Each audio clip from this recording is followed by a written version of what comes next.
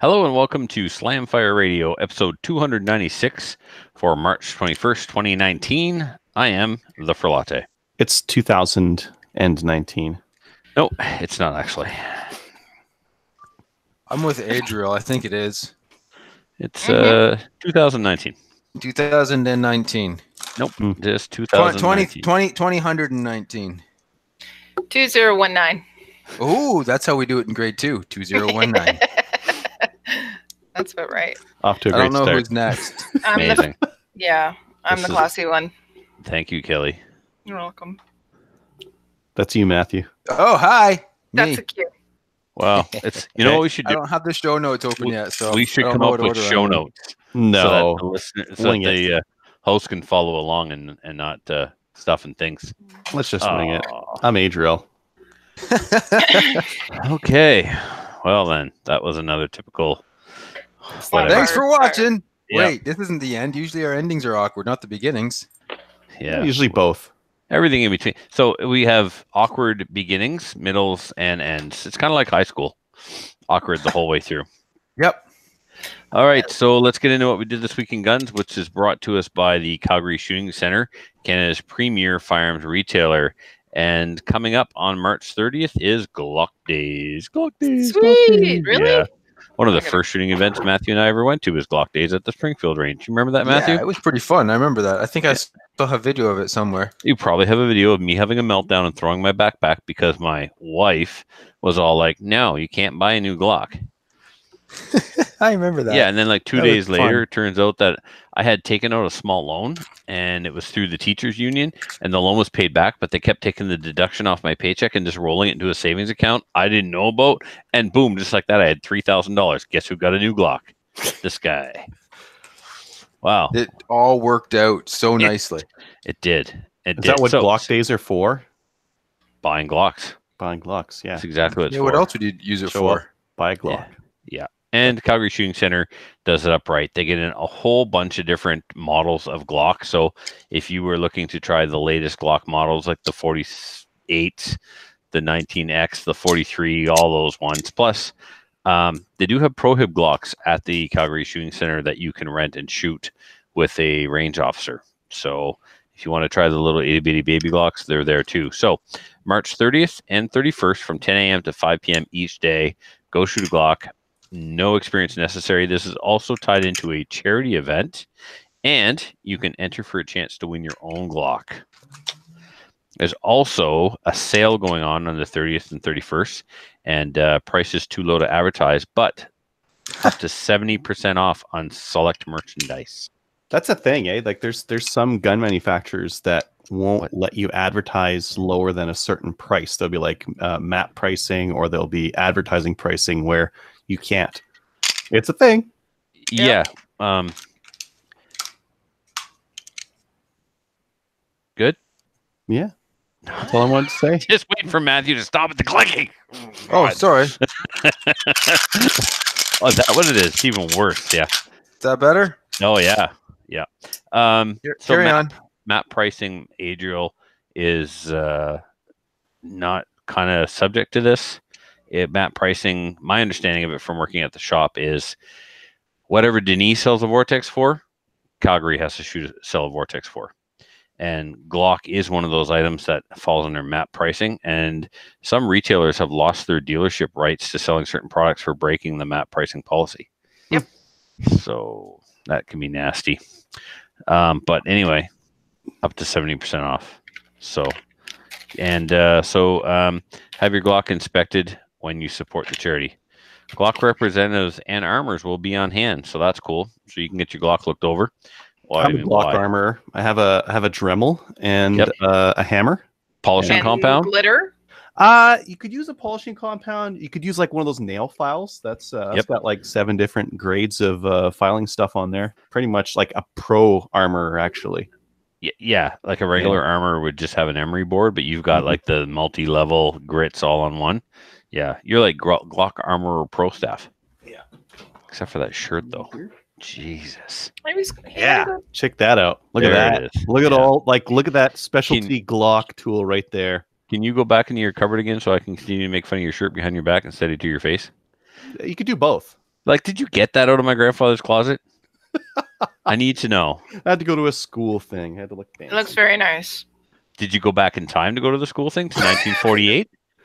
What It's the? probably when the school was built. So All right, let's get moving on. McClatchy, you don't have anything in there. Does that mean nothing, or you got something, or what? Like what I did in guns. Yeah, they haven't been away that long, Matthew. Oh. I'm gonna do some dry firing tonight while the show's going on. Excellent. What's that in your hand? Glock. try to Speaking do of it. Glocks, Try to do it when Trevor's talking. Yeah. He likes Trevor, the it's your sound in turn. the background. The Yeah. only thing better than interrupting me is making background clicky sounds and then interrupting. As long as you know, we just lost 3 listeners every time you do that. Great. Now we're negative. Good one. No, I haven't done anything gun really. Well, is that true?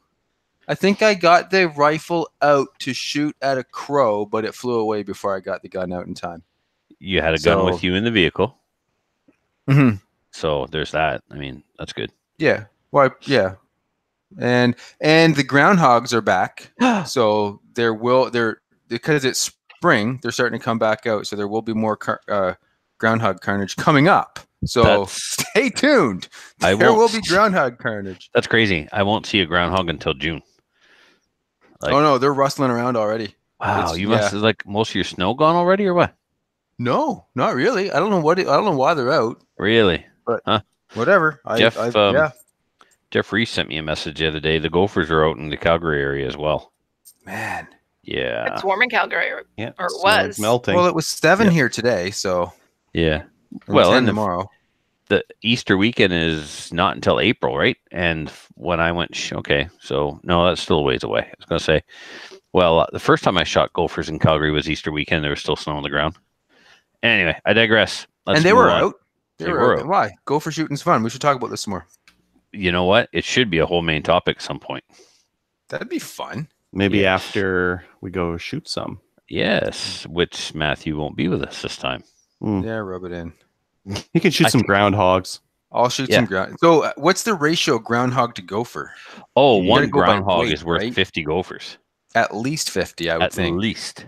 because they're huge. They are huge. And there's also a lot less of them. So I wouldn't give you 50. I'd give you 25.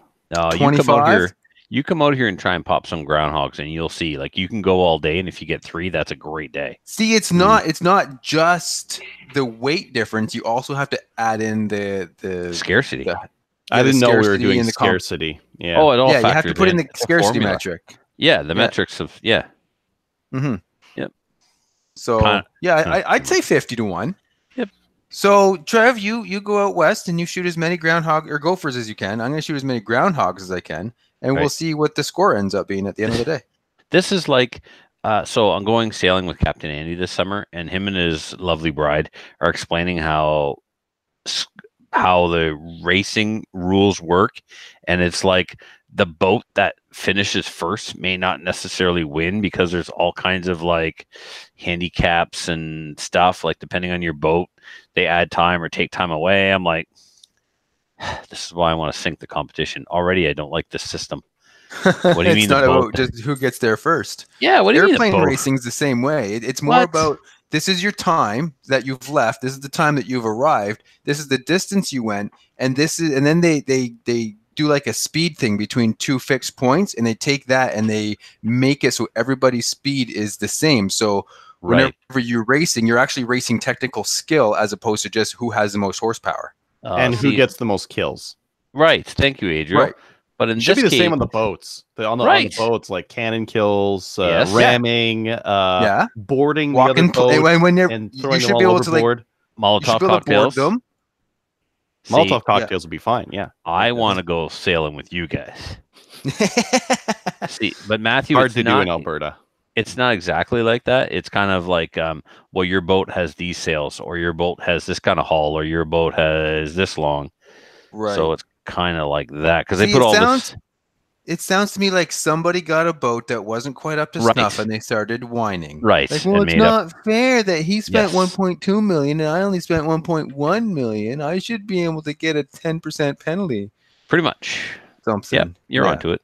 Cool. Yeah, no, I'm with you, Trev. I think races, if you're going to do a race, whoever crosses the line first wins. Right, and if your boat doesn't cross the line, well, You don't suck. win. You suck. you didn't win. There's Yeah, that. There's that, right? You There's don't that. win. Sails Yeah. burned down because of Molotov cocktails. And race. therefore- These things bad happen on the sailing. high seas. How There's far no before law. international waters? we got 200. 200. Never mind the Bredor Lakes. We're moving the racing out in international waters, and I'm bringing my M14. No rules. Incendiary ammo. Got to get some of Ooh, that. And why That'll- not? That'll poke some holes in your spinnaker. All right, Spinnaker. that's All the right. big sail in the front. Oh, All right. well, What for- learned nothing new today. What Carry on. for racing, as Captain Andy would say. Right. So, all right, no more carbon fiber masts and sails. Let's get on to what we did this week in guns. Again, All right. take 3.5. So I went to another one of those steel challenge matches near Is that the one Fredericton. you went to in Fredericton with Larry? Yeah. I shouldn't have had the bigger breakfast. Oh, wait, it was McAdam, wasn't it? Close enough. Thomaston Corner, if you want to get specificer. Specificer? Thomaston. Atlantic and Pacific time? Exactly. Yeah, so same stages as last time, same idea. You I do the wasn't there five- last time. What were the stages? Well, they're like modified version of the actual steel challenge stages, like So what it's we not run. an actual steel challenge. No. It's 100% outlaw. Oh. They're using some. When we bought our new steel, we pointed Larry in the direction and said, "Take all you can carry." And lucky for us, he's got a really small truck, so he only got like 4 pieces. But yeah, so he's got our old steel. You remember the steel we used to shoot on? Yeah. So we sent that on down the road, and that's what he's using. So like there was a Smoke and Hope set up, and there was maybe a roundabout, but anyway, 4 stages, modified version of the actual stuff. The distance. So it's the same rules where you get 5 Yeah, rounds, yeah. they chalk out your slowest. Yeah, exactly. Yeah. And So- how many, like, was it all, everybody was shooting center fire pistol, or were they doing rimfire rifle as well? We had some rimfire rifle. We had pistol. We had we would have had Larry didn't get too crazy about it. Like he didn't do like single stack and production and Right. You were either yeah. shooting a pistol or a rimfire kind of thing. pretty much or PCC. So Did you bring your PCC? I CC? did. This is PCC? twice now I've gone down with my PCC. But unfortunately for me, this time Jody Waring showed up. So he's such a sandbagger. Not a sandbagger, but he's just like he's not braggadocio whatsoever. Like he's very low key and Say that again. Braggadocio. Braggadocio? So he's very Braggadocio. Very good. so he's very soft spoken, and so I'm like, Jody, what's going on? How you been today? You check out this PCC thing yet? He's like, yeah, a little bit. So I'm like, oh, okay. So That sounds he- like he smoked you, didn't he? right, killed me. brought in his gamer gun. He's got 3 dots on the thing, a laser. Nope, he's got less on his Extended gun than I do, mags. but I think my laser kind of screwed me. But I'll come to that in a second. So Did you really it was put a just laser his- on your PCC? Mhm. yeah, man. Yeah, he did. Yeah, look, it's right here. I took it off tonight because I don't have time Because to. it's dumb, right? No, it's not dumb. It's not dumb at all. What are you talking about? All right, I am Points bored, at stuff. Locutus or something. Awesome. So anyway, so I'm like, Jody, you check out this PCC stuff yet? He's like, yeah, a little bit. So I'm under the impression that he's just like watched some videos or something, right? And he showed up late, shot pistol first, and after we left, he shot his PCC. And Wait, you could go through it twice? yeah, Oh, because there's nice. only 4 of the stages, not 8 of the stages, Right. and it's not uncommon to shoot steel with 2 different divisions. How many Okay. people do you have out there? We had a handful, maybe a dozen or so. Oh, so you had lots of time. Yeah, lots of time. Yeah. Well, and actually, Larry's like you and other Trevor. Other Trevor was with me. We went to Filthy's the night before, and then we met up with some other gunnies, and Paul and Joe and Ken, and we had breakfast in the morning first, where Matthew was supposed to meet us for breakfast, but he bailed. I'm very upset that I didn't get a chance to get there, but I'm As satisfied well with you my decision should because be. I didn't get divorced, so it's gooder this way. It is gooder to not get divorced. Yes, Hey, you'd know. yes, exactly. You chose marriage over shooting. Tisk, tisk. I know, right? I'm glad you could learn from my This mistakes. time. That's important. Somebody's got to. Yeah, because I'm not. Like, I've Nope. never learned from anything I've ever done. Anyway, after breakfast, we headed on out there, and Larry was What'd you like, have for "Okay, breakfast? seriously, I know what you're doing, and it's starting to get old." No, it's not. Adriel, can we see that ring you're wearing? Because that really goes great with that shirt. Like, what did that come out of a gumball machine? Let's see that. Hold that up to the camera. This thing's huge. Yeah, it is huge. It goes with that shirt. What are you doing? You got some new style going on tonight, and it's Keep blinging. freaking me out. Yeah. So, yes, you could shoot it twice. Jody was like, yeah, I kind of checked it out. Then just before I left, he showed me his, and he's just got an FX9, and he's got a big old heavy Strike Eagle red dot on it off an AR. Looks a little big on the FX9, but I mean, perfectly good Strike optic. Eagle It red works dot? fine. Yeah. It's a Vortex one. It's a couple of years old now, maybe 4 or 5 years old. Strike Eagle's the 1-6 or the scope, right? Yeah, but they also I make think a Venom Spark. scope, and they stick their name on a bunch of different stuff. So Hmm. yeah, look it up. It kind of looks like an older aim point. Even has like a same kind of Spitfire? Spitfire? yeah, that's the Strikefire? one. Yeah. Spitfire, There you go. Spitfire, Strike Fire. No, Spitfire. Yes. So Spit Anyway. Eagle. Mhm. Yeah. So the first time I was there, I was like knocking on 2.5 second runs. I had a lot of runs under 3 seconds, and I had one run that was like That's with 2.6 shooting too, right? The 2 Huh? or 3 seconds. That's with shooting. That's all the shooting in the 2 seconds. Yes, Adriel. Yes. So, when I started off this time, I started the opposite from last time. I started on the left stages instead of the right stages, and I was slow. I was like pretty much always over 3 seconds in the beginning, and then when I got on the stage on the right, I really started to wake up, and I got some really nice times. I finally got under 2.5 seconds, and I got all the way down to like a 2.38. I was like 5 plates, 2.38. Like that's awesome. That's fast. Yeah, go look at Jody's times. Jody was routinely under 2.5 seconds. Wow.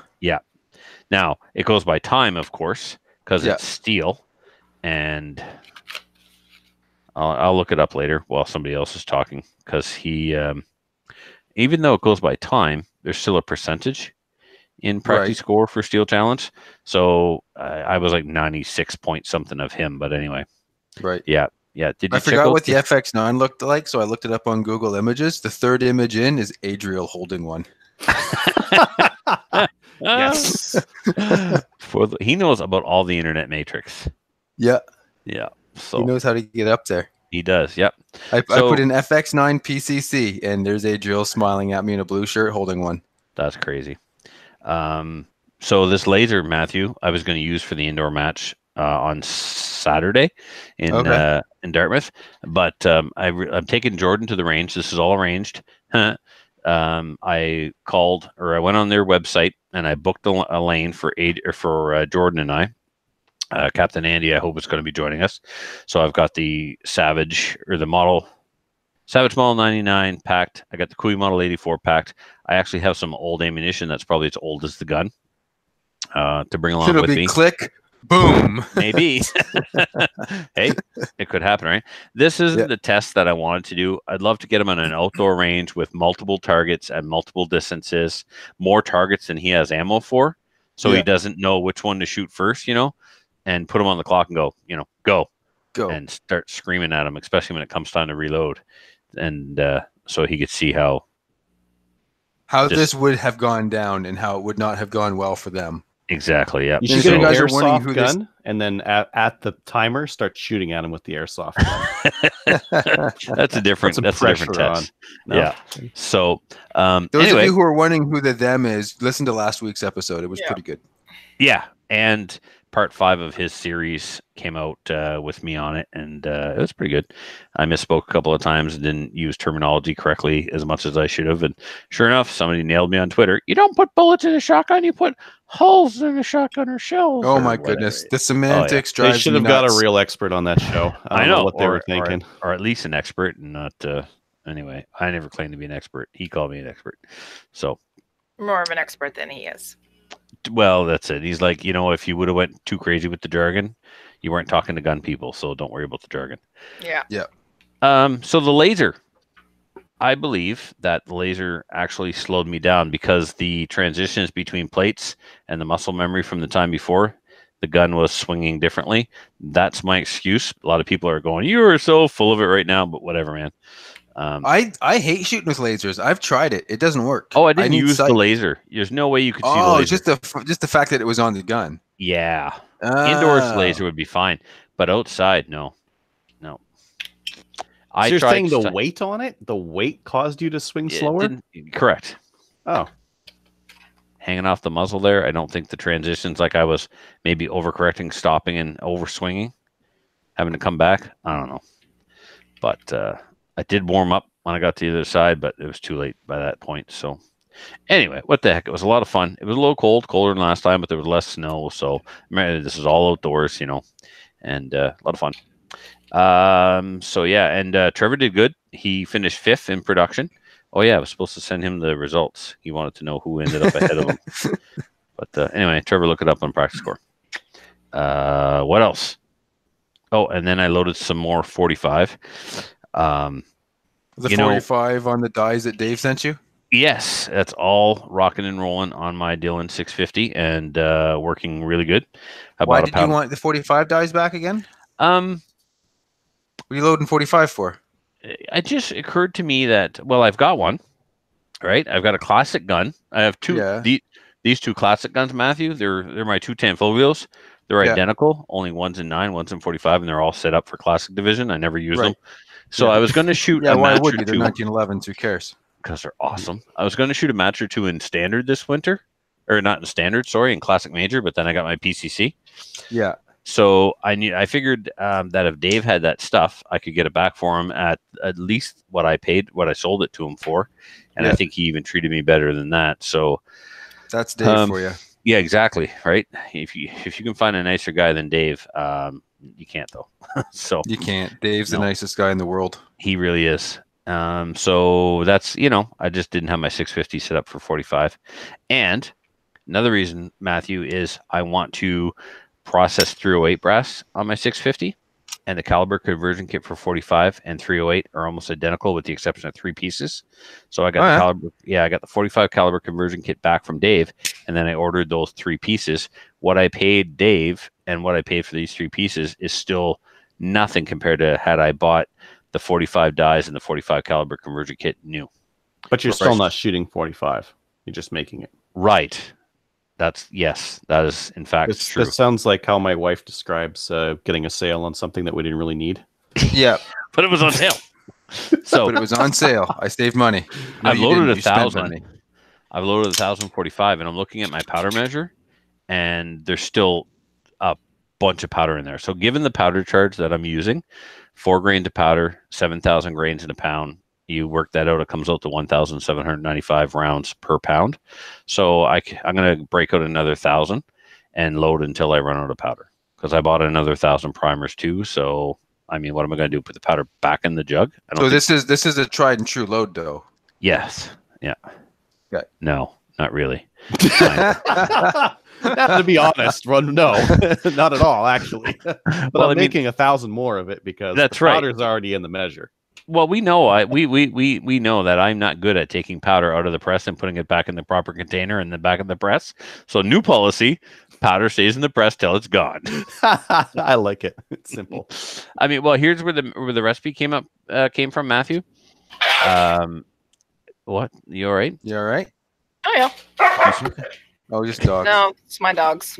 Yeah. So Captain Andy shoots Campro Full Metal Jacket, and he runs 4.2 grains, I believe. So I can always use less powder with X Metal bullets because they're not Full Metal Jacket; they're coated. So I figured if he's getting a solid cushion with 4.2, I'll be good with 4. That'd be fine. Cool. Yeah, I hope you're 3 power factor under. Well, you know what? You say that. So one of the black badges this spring, I think it was the Woodstock one, or spring 2018. I brought out the my 45, and I was shooting some Campro, and I thought it was a proven recipe, and I was shooting. It was so smooth and so soft, and I was like, man, why haven't I been shooting 45 classic forever? This is amazing. And then I cronied it. It was like 137 or something. Now, for the listeners, it's supposed to be who don't know.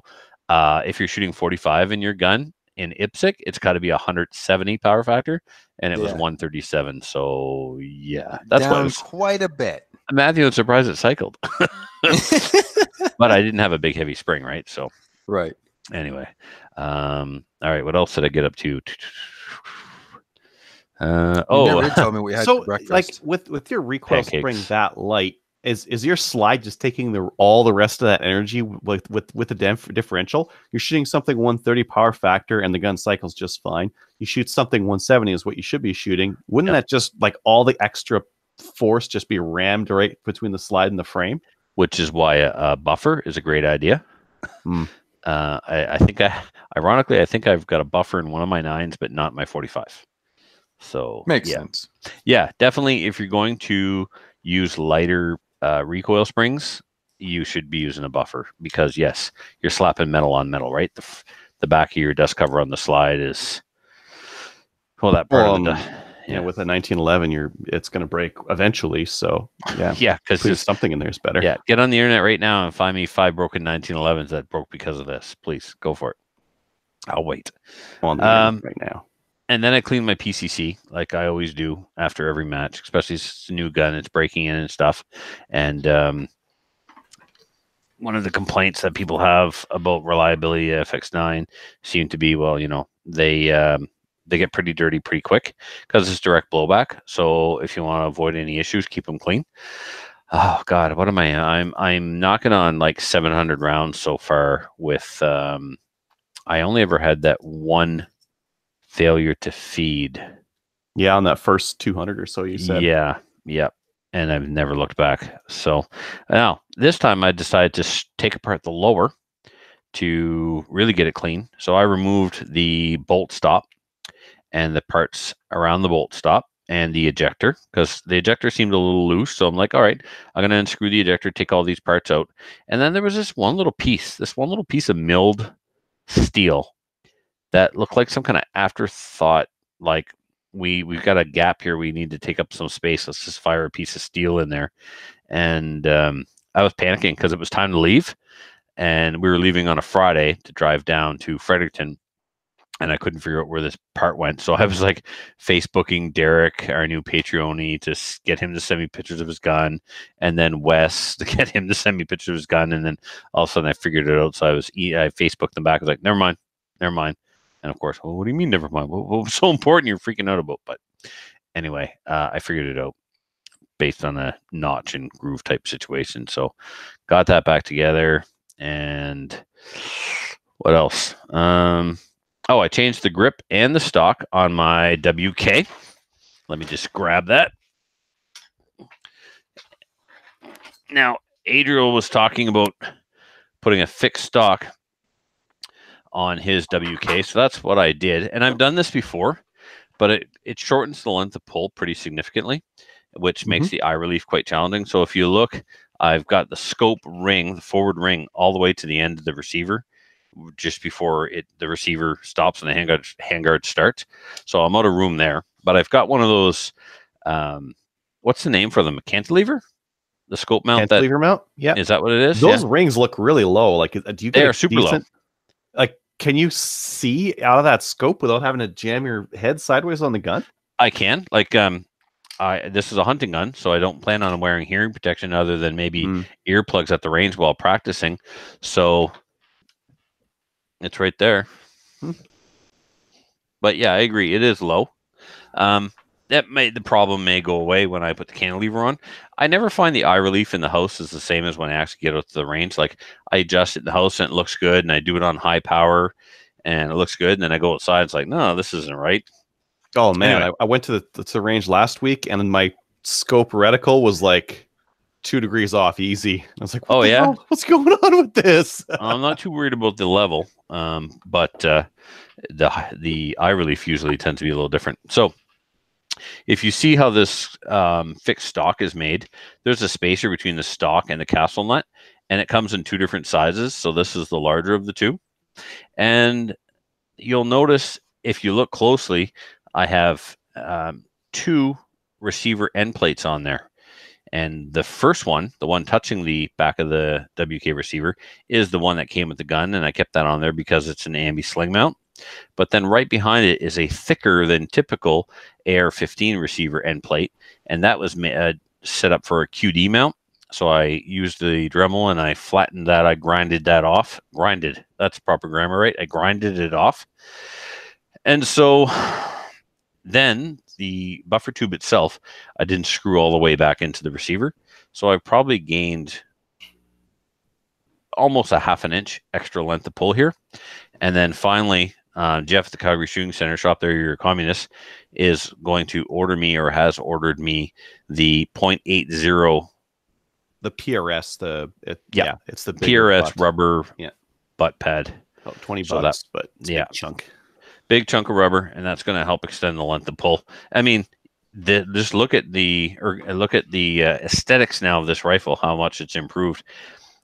They are chunky. They got a chunky backside. They remind me much of my prom date, and I was able to clean up those lines a little bit because of the way that stock fits. And then you'll notice here, I put on a Magpul grip without a beaver tail, and so the little A2 is gone.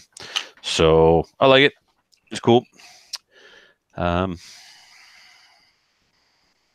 put iron sights on my Sabertooth SKS. I had ripped the red dot off of that, put it on the air that I ended up training for the long branch, so there was no sighting system on that gun whatsoever.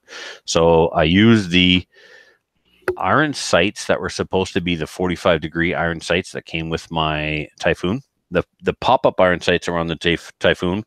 One on the AR I sold Paul Lombard, and the ones that were on the 45-degree, I took them off the 45-degree and put them on the SKS and used one of the 45-degree mounts to put my 45-degree red dot on my FX9. And so you have them at a 45 right now? Because that'd be sweet. Yeah, you could just that's your main sighting is just gangster style with the SKS. Yeah, at an angle. Why not? That's all just horrible. But now, because you said that, I feel like I need to show it to you and drag this on a little bit longer. You should put two 45s on so it's a 90. Then you can. Then it is really a gangster style. Yeah, that's really the way you do it. Tactical. I think I liked it better when you guys just waited your turn. Nope. You brought this on. So yeah, there you go. So these are the sights that came with the Typhoon. Right. I mean, the rear one's adjustable for windage and elevation, and the front one's adjustable for elevation. And I don't know if they're sitting level. I don't think so, because there's a step here. Like the back one's higher. Yeah. So the back one's definitely higher. Yeah. Put them on a 45 as well at the same time. I am not. Nope. Yeah, look how ergonomic there you that go. would be. Yeah. Oh, yeah. Look at that chicken wing. Ridiculous. Stacy would be proud of that chicken wing. Yeah, she would stick that elbow. Why don't you just put a laser on it? Right on the top. So you can't even use the sights on it. It's just got a laser. Like that? Yep. Yeah. Just do that. You guys are ridiculous. And then just shoot from the hip the whole time. Put pictures on Instagram too. I got more stuff, but I don't even want to buy. Well, Matthew will know about this if he makes it to the meeting on the 31st, but he's going to be like, no, I will just do whatever you say is what we're doing, and you can tell me all about it after the meeting. Well, where's the meeting? Is it here in Woodstock? No.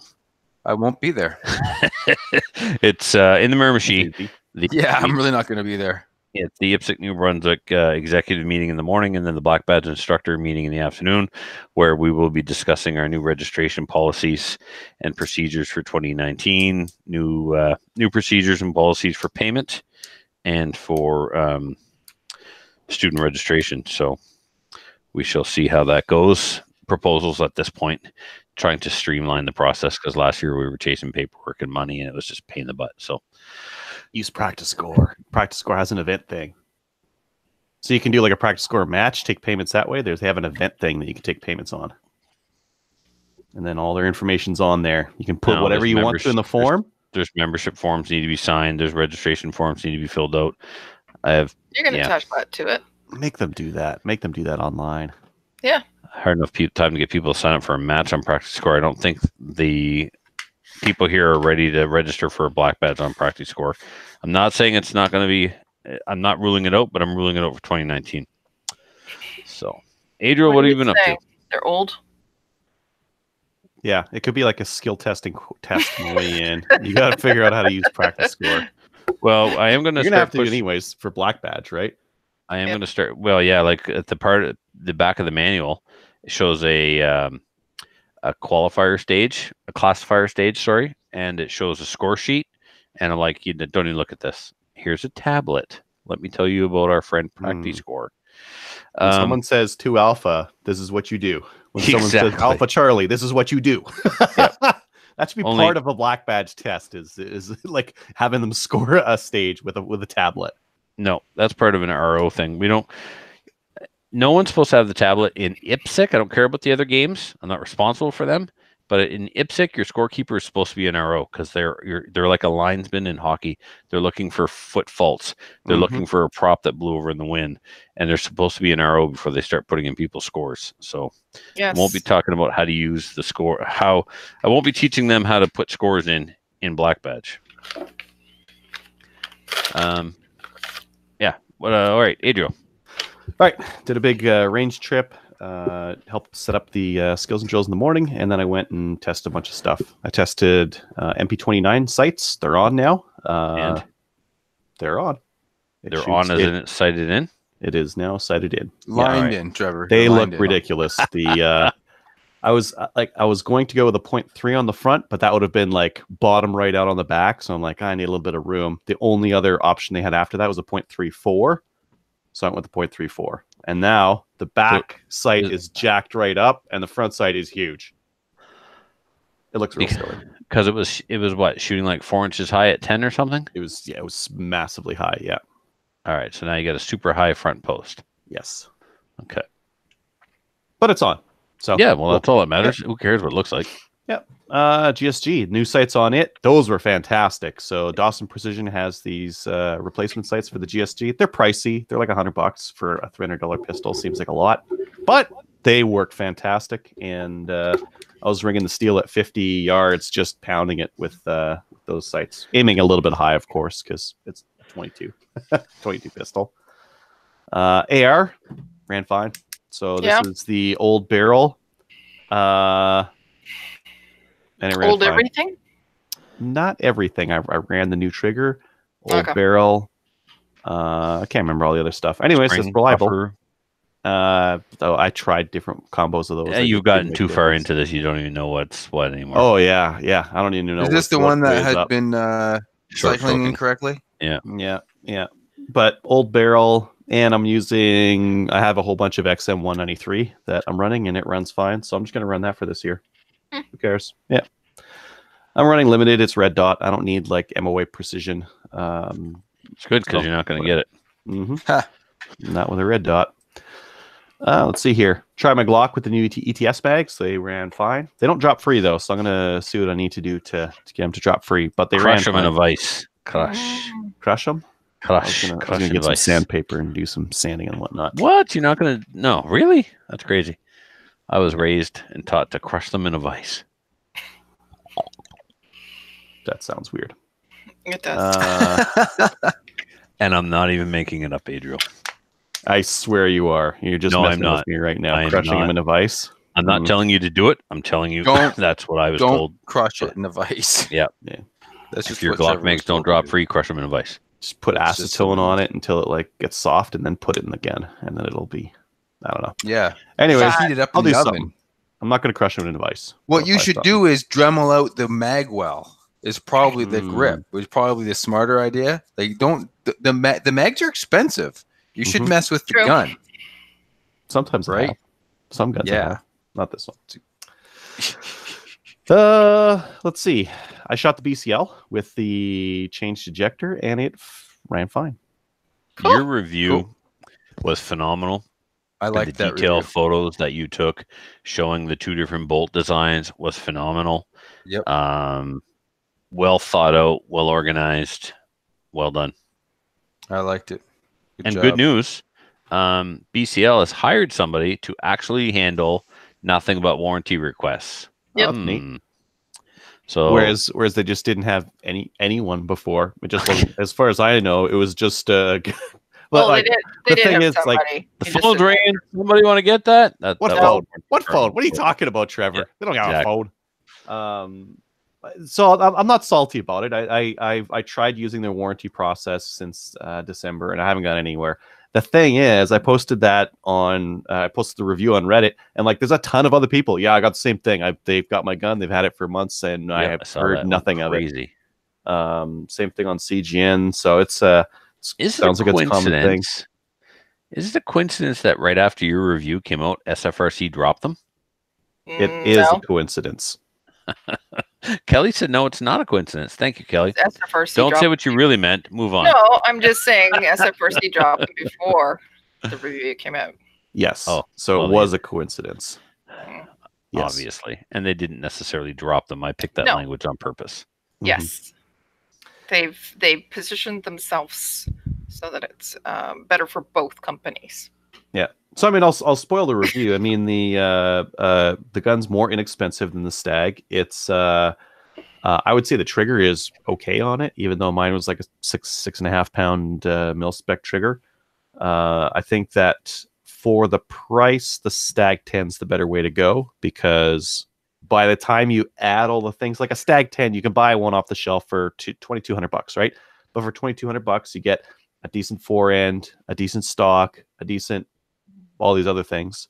And when you price out the changes to put onto a BCL to get it to what that Stag would be, it's the same price. So you might as well, like if you're going to buy one off the shelf, you might as well get the Stag 10. If you're going to build one, you might as well build the Stag 10. If you're going to buy one and not change it, and you're going to like stay low price, the BCL I think is fine. If you're just going to do that and you don't mind tinkering with the ejector and that kind of thing. Switch out the ejector. Yes. Yeah, which might have to be something that you have to do. It might not just work out of the box. Because this thing, like, this is how I got out of the box. I got mine in November. Are they selling receiver sets? They were. And Yes. were they less than Stag? No.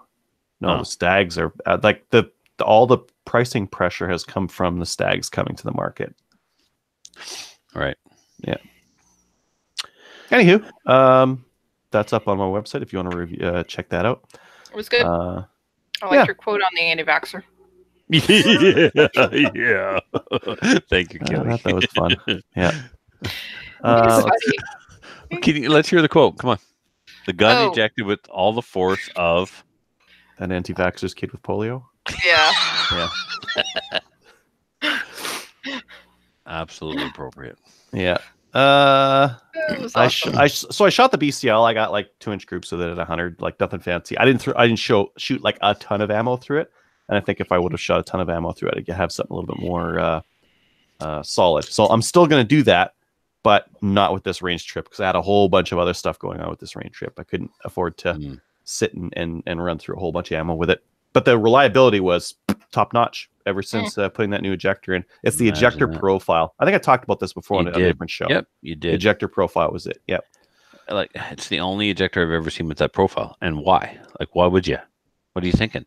I put a $5 True North Arms ejector in it. Works fine now. With a traditional profile. Yes. Yeah. Yeah. Go figure.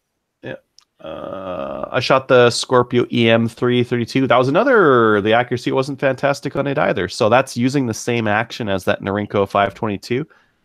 As far as I know, it's got the same barrel. It's just turned down. Accuracy wasn't as good. So they're disappointing a little bit on that. I did some 22 testing on my 522. I changed the bases with it, and I jacked up the rear, and it did not do nearly as much as I wanted it to. I need to like bring some tools out to the range and start screwing around with bases out there, so I get that like 30 MOA base for Chinese eBay pricing. And I did a whole pile of shooting with the Marlin 795. Cool. Yeah, fun stuff. Lots of shooting. The nice thing with shooting the 795, though, I load up a 25 round mag, throw 27 shells in it, burn the first 2, and then fire off all 5 groups one right after the other. That was a lot nicer than my Norinco. I'd have to run like 10 round mag, 5 round mag, 5 round mag, reload one of my 5 round mags. Whereas this was just do a whole bunch of loading and then do a whole bunch of shooting. Yep. The 25 round mags are nice for that. Yep. Yeah, they're super reliable. The only reliability issues I had was with Winchester 22 ammo not going off, which that's anything new. That's what it does. Yeah. It just doesn't always go Yeah. off. Yeah, it's cheap and it doesn't always go off, but Yep. at least it's mostly inaccurate. I found a thread on GOC about extended axis mags by some MMAT guy. Any of you guys like know about this? No, No? he's No. kind of shady, I think. So actually, I think I can show this on camera. I've looked at the rules and how I went about this, and I think I'm good to go. So I had, just like ignore this part, ignore the top part for a minute. I had a 520 Magpul mag for an AR-10. 520, right? I took the bottom part off. I pulled the follower down as much as it could. I chopped the top off. There's my new top. So now, with two pieces of a mag, is this like a worm where both of them are the mag? I don't think so. This part actually latches into an AR-10. This part, chopped in half, doesn't latch into anything anymore. It's not a magazine anymore then, I don't Correct. think. It's just a body. It's just the body, just the bottom of the body. So now I'm left with this little guy, and I took my Axis mag guts and I put it in this, and now I have a little 4-rounder mag. It's kind of useless because it goes way up into the into the mag well, but it's so convenient. Now, if I go hunting with that, if I keep that BCL until hunting season, I go hunting with it. Look at that. 3D print an extension. I could, or I could have like a tiny little mag that fits in my pocket really well. It drops free just fine. Yeah, and it just pops right into the mag well, and it's got another like 3 inches on the bottom there, but it works. It's great for a little hunting mag. Really, the reason why I did this was not to get a 4-round mag and basically like butcher my mag. It was to do this. To make because this Axis mag wasn't fantastic. There was something that I broke on the base plate here, so I grafted this guy on here, and now it fits lots of 308. Which follower? It's using the Magpul follower that was in here. Really? I had to shape it. Feed okay? It does feed okay. Nice. So actually, I stole this idea. I found it on Reddit. Some guy had done it with 223, and they had grafted Magpul. No, not a Magpul mag. Some other mag, maybe like a 10-round LAR mag or something like that, onto their Axis mag. With the 223, they were able to actually get the magazine inside the Axis mag, and then you could pin or rivet it or do something like that. With this one, because the mag is basically the same width as the Axis mag, I had to graft it to the bottom of the Axis mag using epoxy. Oh, and not like skin graft.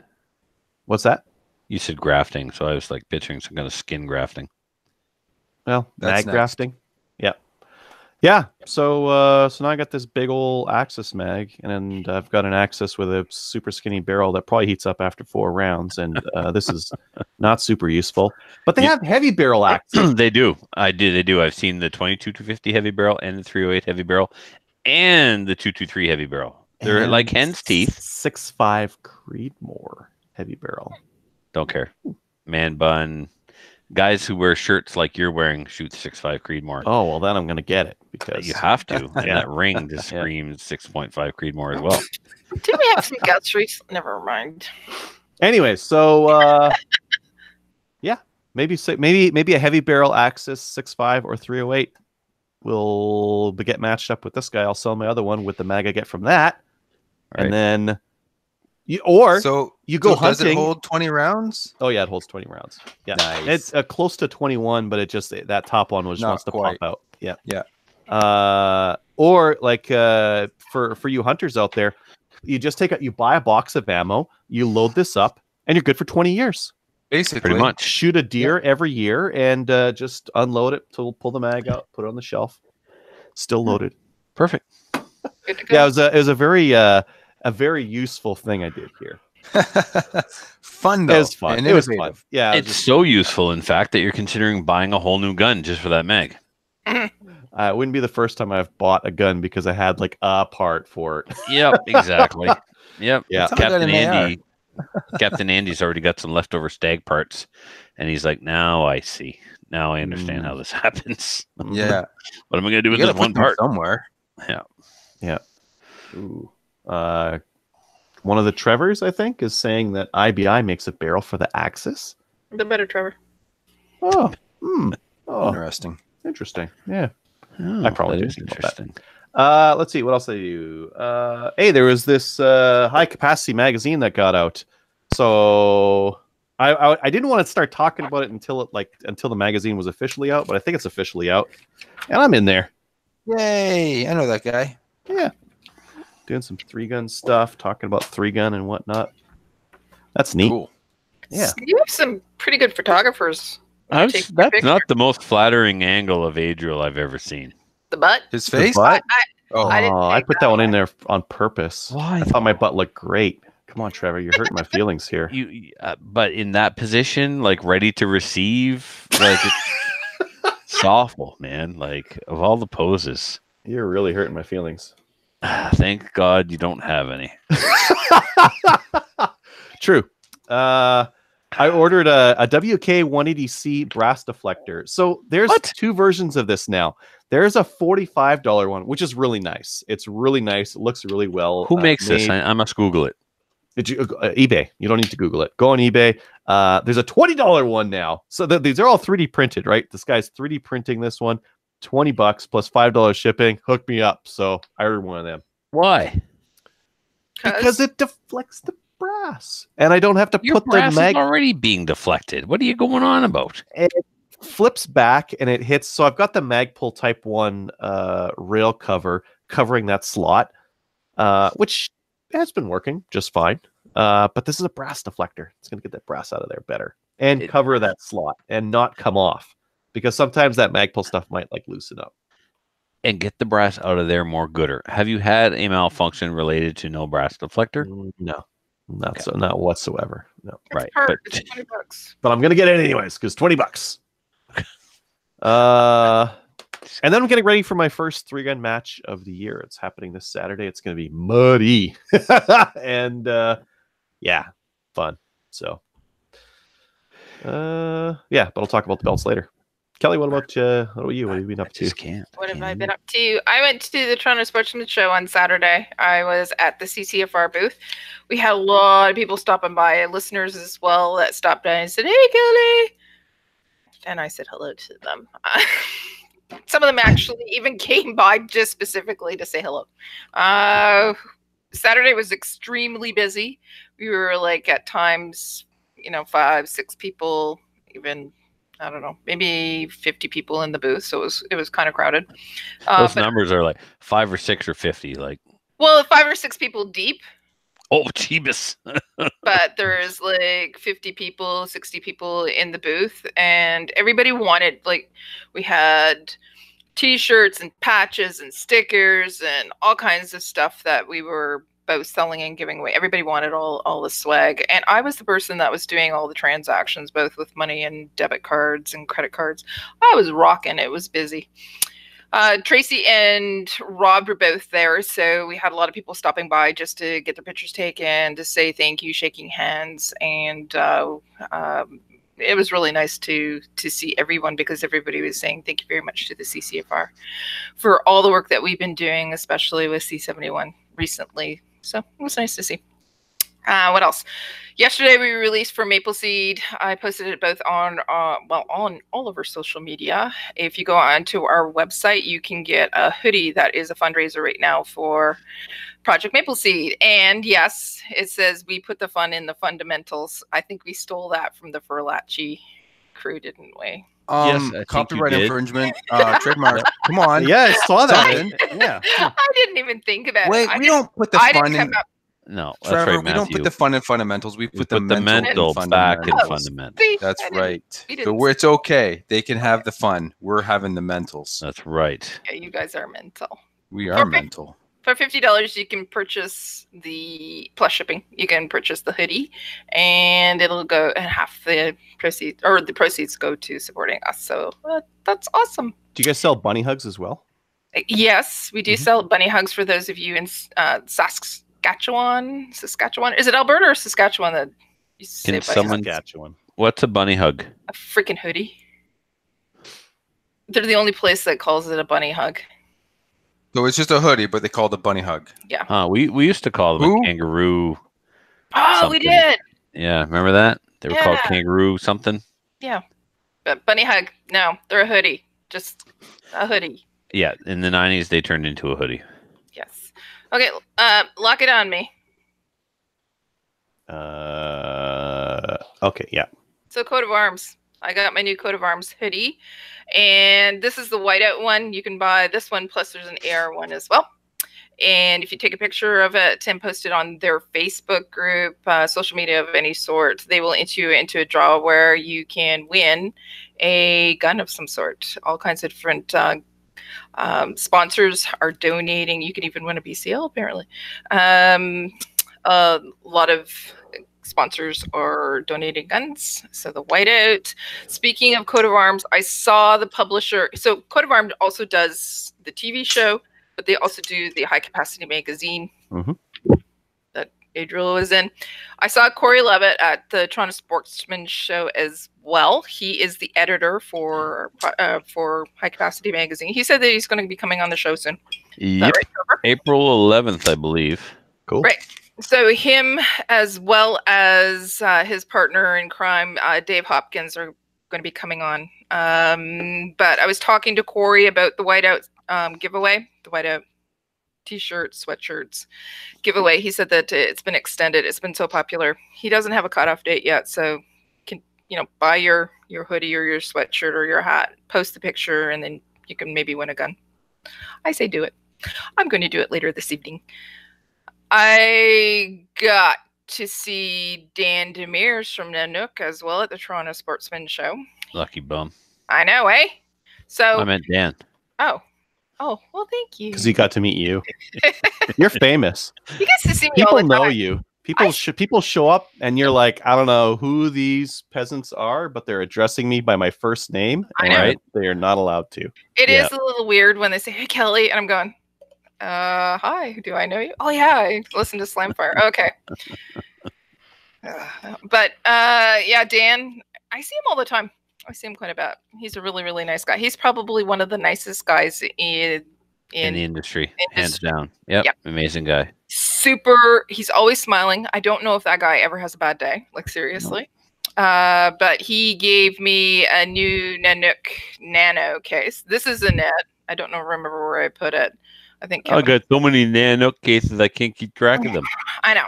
So I stopped by and I said hi to him. I told him that I was still waiting for mine, my orange one, but he said, just hold on a second, I got something for you. So he went and got me one of the little nanos. It was black. It's brand new. And I said, oh, this is slim. I said, it's black. It's slim and sexy. Slimming. And he said, well, it's not see-through and it floats. So one guy said that I can put all my weed in it now. I'm going, okay. How big is it? It's hold it up. Big That'll never hold all your weed. You need the 935. Personal use.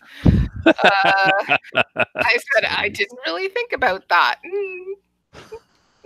Dan said I didn't either. It's not a marketing angle we're going for, but yes, it's true. Absolutely. That's way too beefy of a container for weed. Come on. It floats. So take it out. So does weed. Weed in a baggie floats. That's true.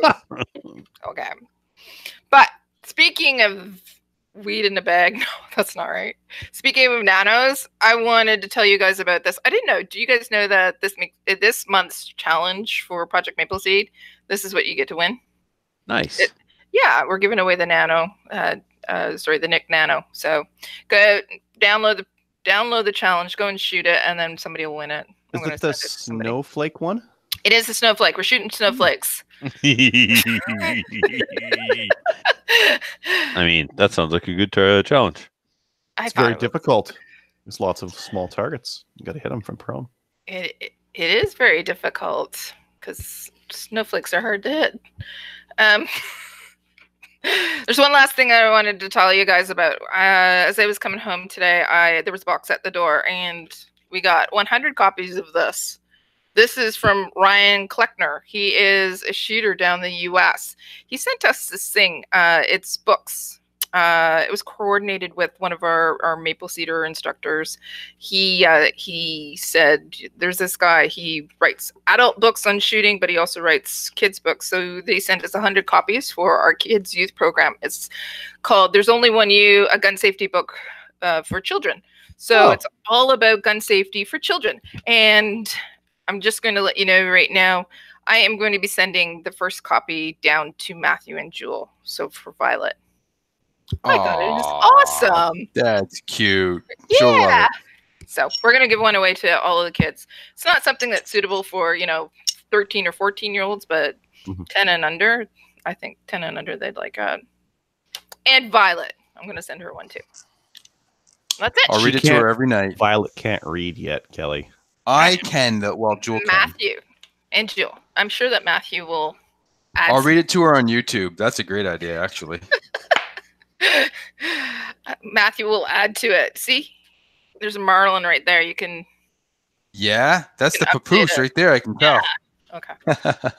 So I thought it was cool. Is that kid gonna go whack some gophers with it? You bet. Darn right. My kid is, that's for sure. Cool. Okay. And anything else, Kelly? No, that's it. All right, let's jump into the news. Who Howdy. wants to take the first one? Yeah, New Zealand's going to ban. Legislation's going. They said they're going to. They did it in the order in council this morning at 3:00. Oh, it's done then. Okay, well they're Yeah, banning. done. Their word for what they're banning is here. Let me take it off you, Kelly. Their word for what they're banning is military style semi-automatics. But it's just like any semi-automatic basically because Basically, any magazine fed, detachable magazine fed semi-auto, basically Yes. is what's been Yeah. banned. And they have some interesting wording where if the magazine holds more than 5 rounds or appears to be able to hold more than 5 rounds, they can't do extensions like we can here. They Yeah. can't just pin a mag. The mag has to be physically cut and welded or whatever. They took that So from they got Australia. it way worse. Mhm. Yeah, Australia does the same thing. Yeah, so they're going to do a Sucks. buyback. They're buying back something like $200 million worth of guns. And actually, we didn't even say why. Like, okay, so after our last show, same day, there was a mass shooting in New Zealand where 50 people died. And this is New Zealand's response is to ban it all. Yeah, ban the things that. Take the things away from the people that didn't do it. That's right. That's what they're doing. It's Yeah. silly. Now the thing is, I was reading an article where they said that within hours or within days, they had 70,000 signatures in a petition saying, "Please take away our semi-autos." People were turning them on already. People were Not turning that them in. many. Some No, so that some. they trumped. No, up the 70,000 weren't put a- turning them in, but that's how many they got in this on the petition. Like Petition. where, like that So they country. tracked how many people gave in. 30 people gave in their guns out of. No, this is the thing you do. My neighbors had a child out of wedlock, so I got a vasectomy. It's never happened Yes. since, yeah, Mhm. right? like That's- I yeah. don't. But I Yeah. also cut up my credit card in an effort to prevent credit card fraud. Yep. Yeah, like the But they don't. CBC Like, they had don't an article where some farmer turned in his Yeah. gun. Yeah. And it's like, Yeah. but that just looked like somebody who wanted some attention. That's what that Yeah, looked like the guy Yeah, in the no United follow-up. States after the Vegas shooting, he chopped the barrel in two Oh, on yeah. his AR-15, creating an SBR. yeah, Dummy. So here's the thing. We talked about this when Jordan was on. Gun laws that exist are only as effective as the people responsible for administering them. Mhm. This guy did not get his gun. There was a problem with the process. he had a through. class A in Australia, which apparently was easy to get, and then in New Zealand they just gave him a class A because he had that in New Zealand. So apparently there was some enforcement There's an issues issue. here. If you go through the proper channels in New Zealand, they actually conduct a home interview with you, Right. and that wasn't done. So yeah, so there it's was, great that the government failed. Yeah, and so as a their result, they're gonna- response is instead of let's beef up our securities, Or just scrutiny, do it no, right. let's just take away all the guns. Instead Yeah. of doing it right, we'll just take away all your guns. yeah, this is our fault. We dropped the ball and let this guy have a license. Yeah, so give us all your guns. obviously, you have to give us your guns now because we screwed up. That's right. I mean, I'm blaming like the New Zealand our government. risk is that'll happen in Canada. We've talked about it before that the enforcement of the law is not great here in Canada. That they're not enforcing stuff that's already on the books that's in place that they could, and instead they're going to throw more laws at it to Right. solve a problem that it could be solved already with the existing laws in place. Yes and no. You and I and Kelly and Matthew all know that you can have all the laws in the world you want. It doesn't matter. A criminal's going to do what a criminal's going to do. Criminals are called criminals because by definition, they don't obey the laws. You can have all the gun laws in the world you want. You can take all the guns from the law-abiding citizens away that you want. If someone wants to commit a mass shooting, they're not going to go through legal channels to acquire their firearms to do it. So the gun laws, killing, right? So like if someone's going to do a mass killing and guns are a tiny yeah, but bit we're of a talking pain in about the butt, guns, and I mean, yes, if someone wants They'll to do a switch mass method. killing, yeah, if someone wants to do a mass killing, they'll rent a Ryder truck, Run people over in a crowd. and they will get some fertilizer, and they will Timothy McVeigh the Oklahoma City building. I mean, they could do that too, but yeah, they could literally just drive into a crowd as well, though. I mean, Yes. like that's the thing. Like, you just need a driver's license. Yep. Well, let's take away all the trucks then. Don't want people getting run over. You don't see them doing that, though, do you? no. Which is exactly what. Let's say the Simpsons made fun of this the time that the aliens took over and they got rid of all the guns, Yep. and then Mo chased them away with a board with a nail in it, and they were like, pretty soon they'll have a board with a nail so big they'll destroy themselves. Yeah. You know, it just goes to show, like, if you take away the guns, they'll use the white vans. Well, and one of the other news pieces in here, so they're going to take away all the military style semi-automatics, which is all the semi-automatics. Essentially, they've got some 22s that they'll be allowed to keep. But in Australia, the response to shooting in New Zealand was a call for a ban on military style bolt action and lever action rifles. Australia's been So trying to just get rid of slips. those. Yep. I mean, Australia's trying to get rid of all the guns. yeah, but I mean that's the direction that things end up going if you get rid of the military style semi. Like I can see some of the farmers and some of the sportsmen out there. They're like, oh, we don't need those. We'll just hunt with our bolt action rifles and our pump shotguns and that kind of thing. But they don't realize that's next. That's the next. thing. That's the thing that the pump action shotgun is a rapid fire firearm. You have to get rid of that. That's And sorry, the bolt you can't have action's a it. repeater. And it's military style too. And it's Remington, military a style. That's Remington military 700. uses. That's an M21 or an M24, right? So That's, here's what it's going to end up being. If the government says, okay, fine, you're allowed to continue to hunt, what it's going to end up being is single shot smoothbores. Well, I was thinking at least a single shot small caliber rifle and a single shot crack action. Yeah, single shotgun. shot smoothbore. So like Kui 84 is going to be all that's left. Maybe the Kui 39, the single shot. Well, no, it's bolt action, Trevor. Can't do that. Oh, right. Bolts are It's gone have too. to be. It's going to have to be a break action as well. Could we at least have rifled shotguns? I don't know. No, I think they're going to just say no. Rifling Too improves destructive. your accuracy long distance, and that's a sniper. You can't do that. Anyways, It's going to be shotguns only. And in fact, I think in rural China, that is one of the things. They are allowed to hunt in rural China, I think, and they are allowed smoothbore shotguns, and that's it. Now, I could be wrong on that, but it's something I read somewhere once. Depends on the area. I've seen some video from some guys in China. They're using other stuff out there as well. Okay. Yeah. Probably. Yeah, you're probably right. I mean, China's not that big, but it's kind of big, right? So, Am They I got the a only couple one that people. Am I the only one that feels funny supporting a firearms industry in a country that doesn't allow civilian ownership? No, you're not the only one that feels that way. Because like a lot of cool rifles are made in Japan. There's zero civilian ownership in Japan. yeah. Yep. A lot of us love Norinco products and not a lot of civilian ownership. Like, it's ridiculous that the government allows industry to produce guns for other countries but won't let their own citizens have them. So they recognize the value of firearms as a commodity. But they know that it's too dangerous in the hands of their own civilians. They don't care about the country here, though. They don't care if we all kill each other over here in North America. In fact, it'd be easier for them to dominate us in the next 10 years or whatever. Yeah. She's going to hell in a handbasket, boys. Yeah. Well, as a Canadian, like the issue here is New Zealand's going to enact sweeping legislation on this stuff, and people are going to be calling for the Liberals to do the same thing. Yep.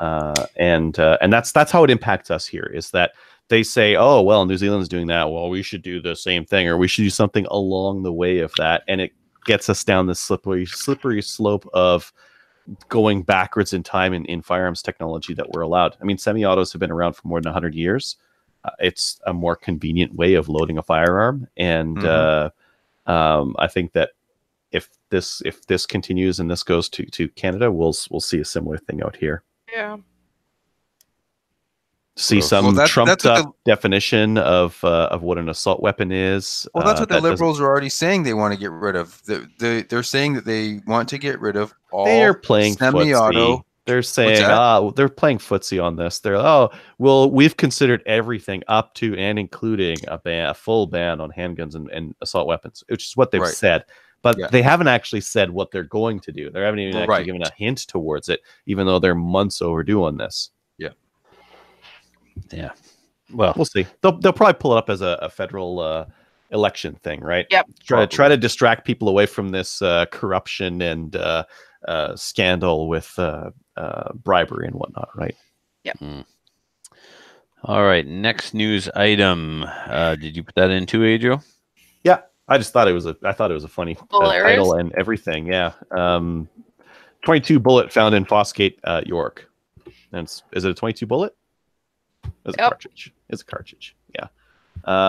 Anyways, someone found a round of 22 ammunition. Mm-hmm. Yep. They called the police. Yeah, called the police, and there was this big hubbub about it's 22. in safe storage now. It was not in safe storage. It was on the street.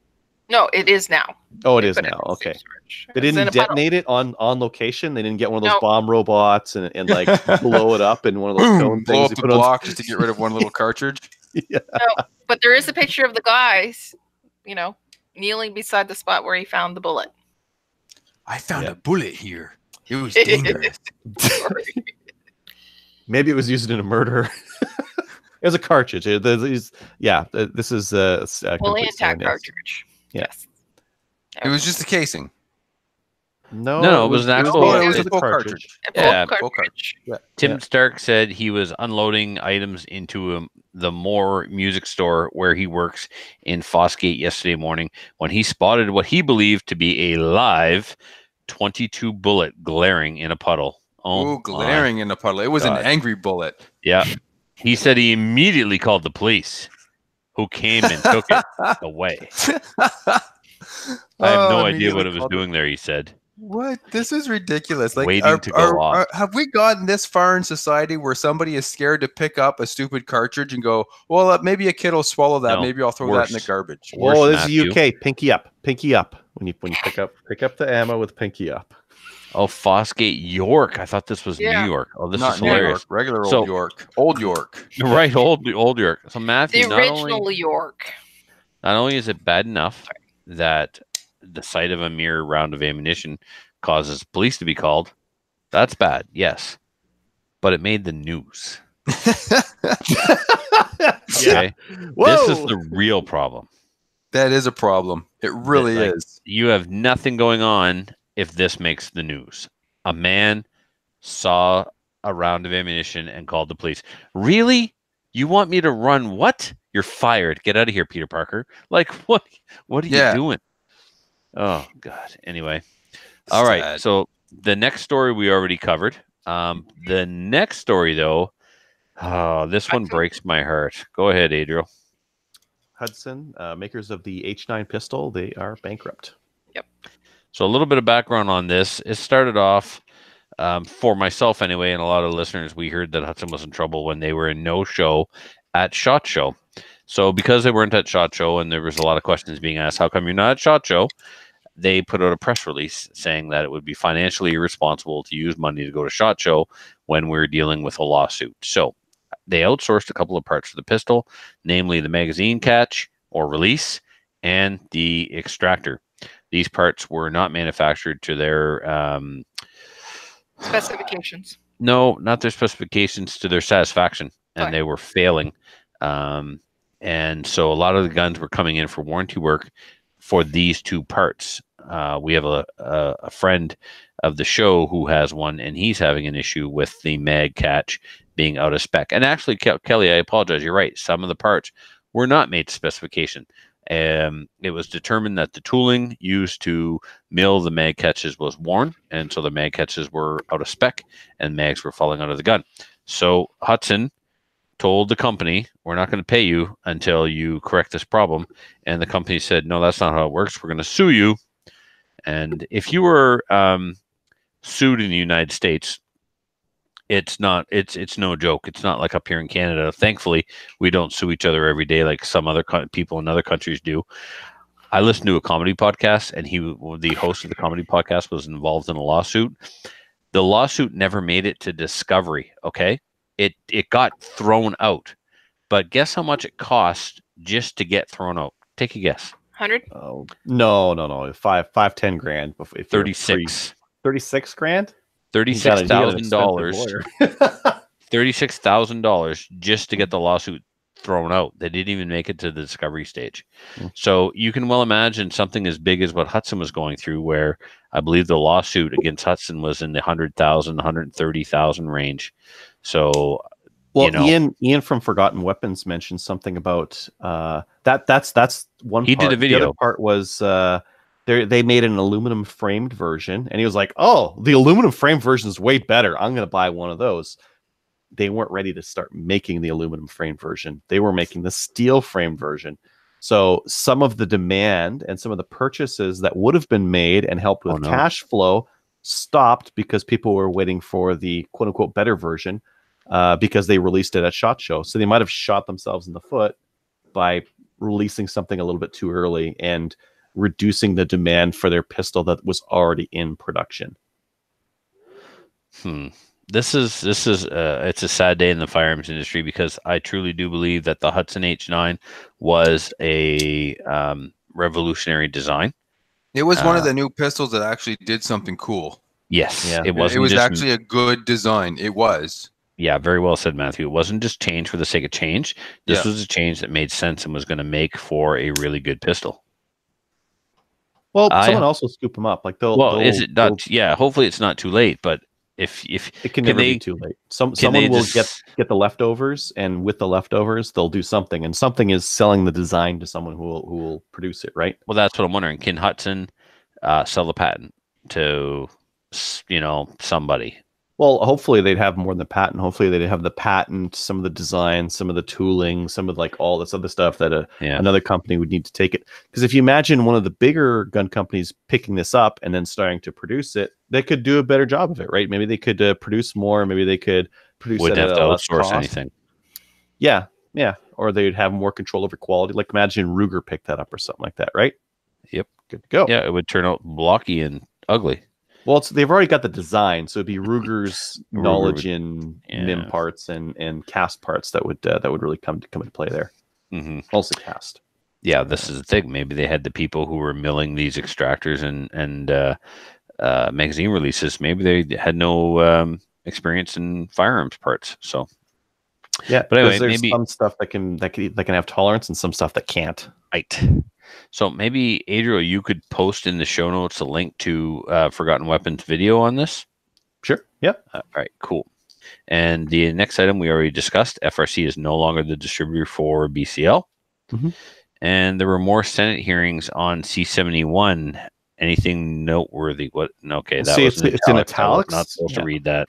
Oh, italics. Yeah, see the slant, Trev. You got to slant it. Yeah. Is there anything else for news? No. Okay. New gun stuff. Oh, newsflash! Trevor forgets what italics means. Put that in italics. Wolverine is blowing out smoke grenades. Sweet. Yeah, so if you want one of them, they got them for cheap. Cool. For IPSC matches and stuff. And gophers, for smoking gophers out of their holes. That's a great idea. Does that work? Is that a thing? I haven't ever used that kind of smoke grenade. Can we but try I've it? used other smoke grenades and water. Like as kids, one of the things that when my cousins would get us to do is you give each kid like 2 pails and then go to the river or whatever and they get some water and they pour it down the gopher hill till the gopher comes up and then you shoot it or get a dog on it or whatever other savage things I did as a kid. Pail of water. And I'm gonna say this one. Will punched one. What? You guys He know punched Will? one. He Will punched a gopher and death? killed it. Yeah. and He killed punched it. a gopher to death. Yes. Yes, this is something that happened. I was like, I don't Wait, know. do I would have I been need like to 7 or punch a something. groundhog to death in order to like? I don't think you could. You have I to don't think I drop could kick it, either. maybe? It's like punching a cinder block. Yeah. Drop kick it. That makes more sense. Okay, let's hear it. How did this happen? How did Will punch a gopher to death? So like this is many years ago. When Was we it were a hanging kid. off these nuts? Nope. It was we were pouring water into one of the holes, and the Yeah. dogs were not doing their things, and some of the other kids had sticks, and they weren't paying attention. And this gopher popped up, and he's like, there, pop, punched it against the hole. Oh, I saw it. I saw it happen. Saw it He with my own punched 2 eyes it- and face. Punched a gopher into the hole and killed it. Will wins. I'm sorry, he wins. There's You I know don't that thing where the gophers pop up and you bump them on the head with the mallet? whack-a-mole. Yeah, he nailed it. I'm not really sure we should be laughing at this, which is why I'm enjoying laughing at this. All right. Hand-to-hand combat with gophers is Yeah, Well, he man. was coming right at him. What It choice was did he have? self-defense. Yeah, he could have been killed. He could have got the monkeypox or whatever, though. That's yeah. He was Um, vaccinated against that. It's okay. So Tenda has the M&P 1522 Sporter on for $329. So you buy it and you immediately send it back for a recall. Excellent. perhaps. Yep. But it's very inexpensive. Yeah. It's I the was cheapest gonna price say. I've seen for a long time. Speak never. CTC has build your own Glock. What's that about? Adriel, you So- put that in? Yeah, CTC has all non-Glock parts enough to build a Glock, not a Glock, a fake Glock.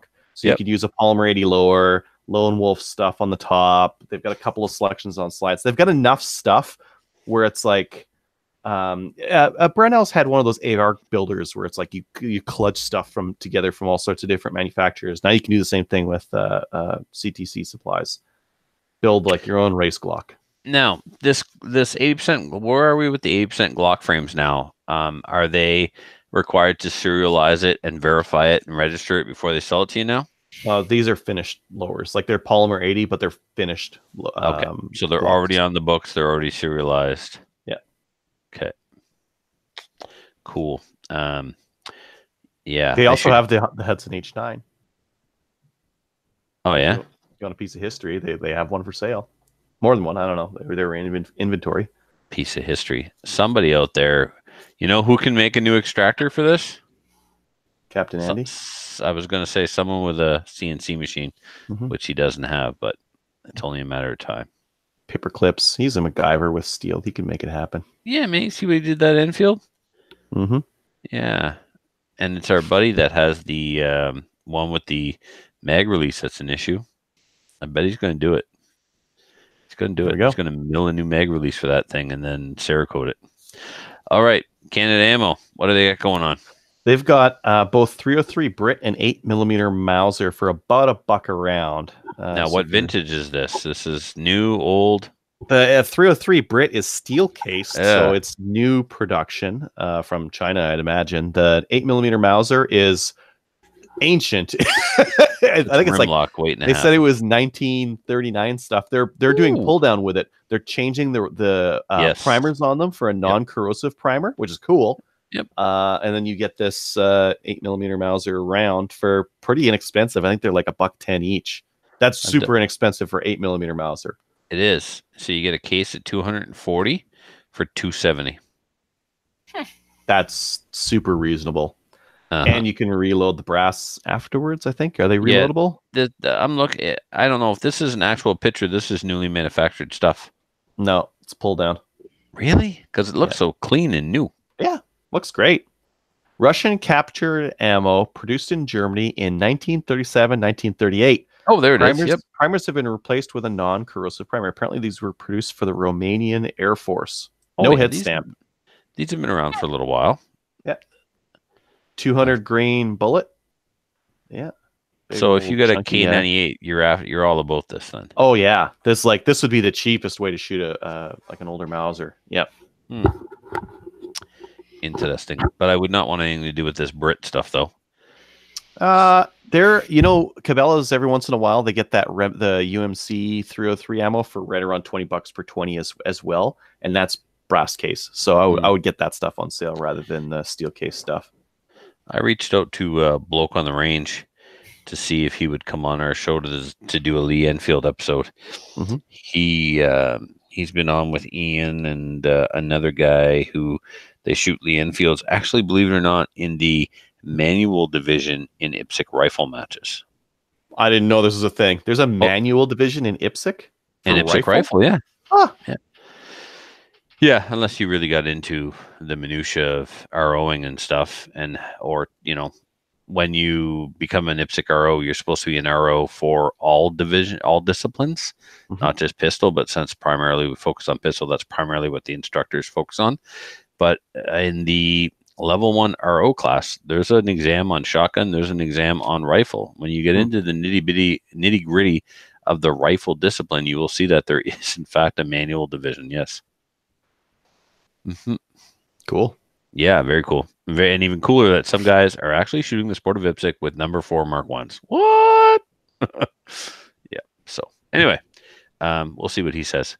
But one of the things they were talking about was some of the S&B 303 British is not bad.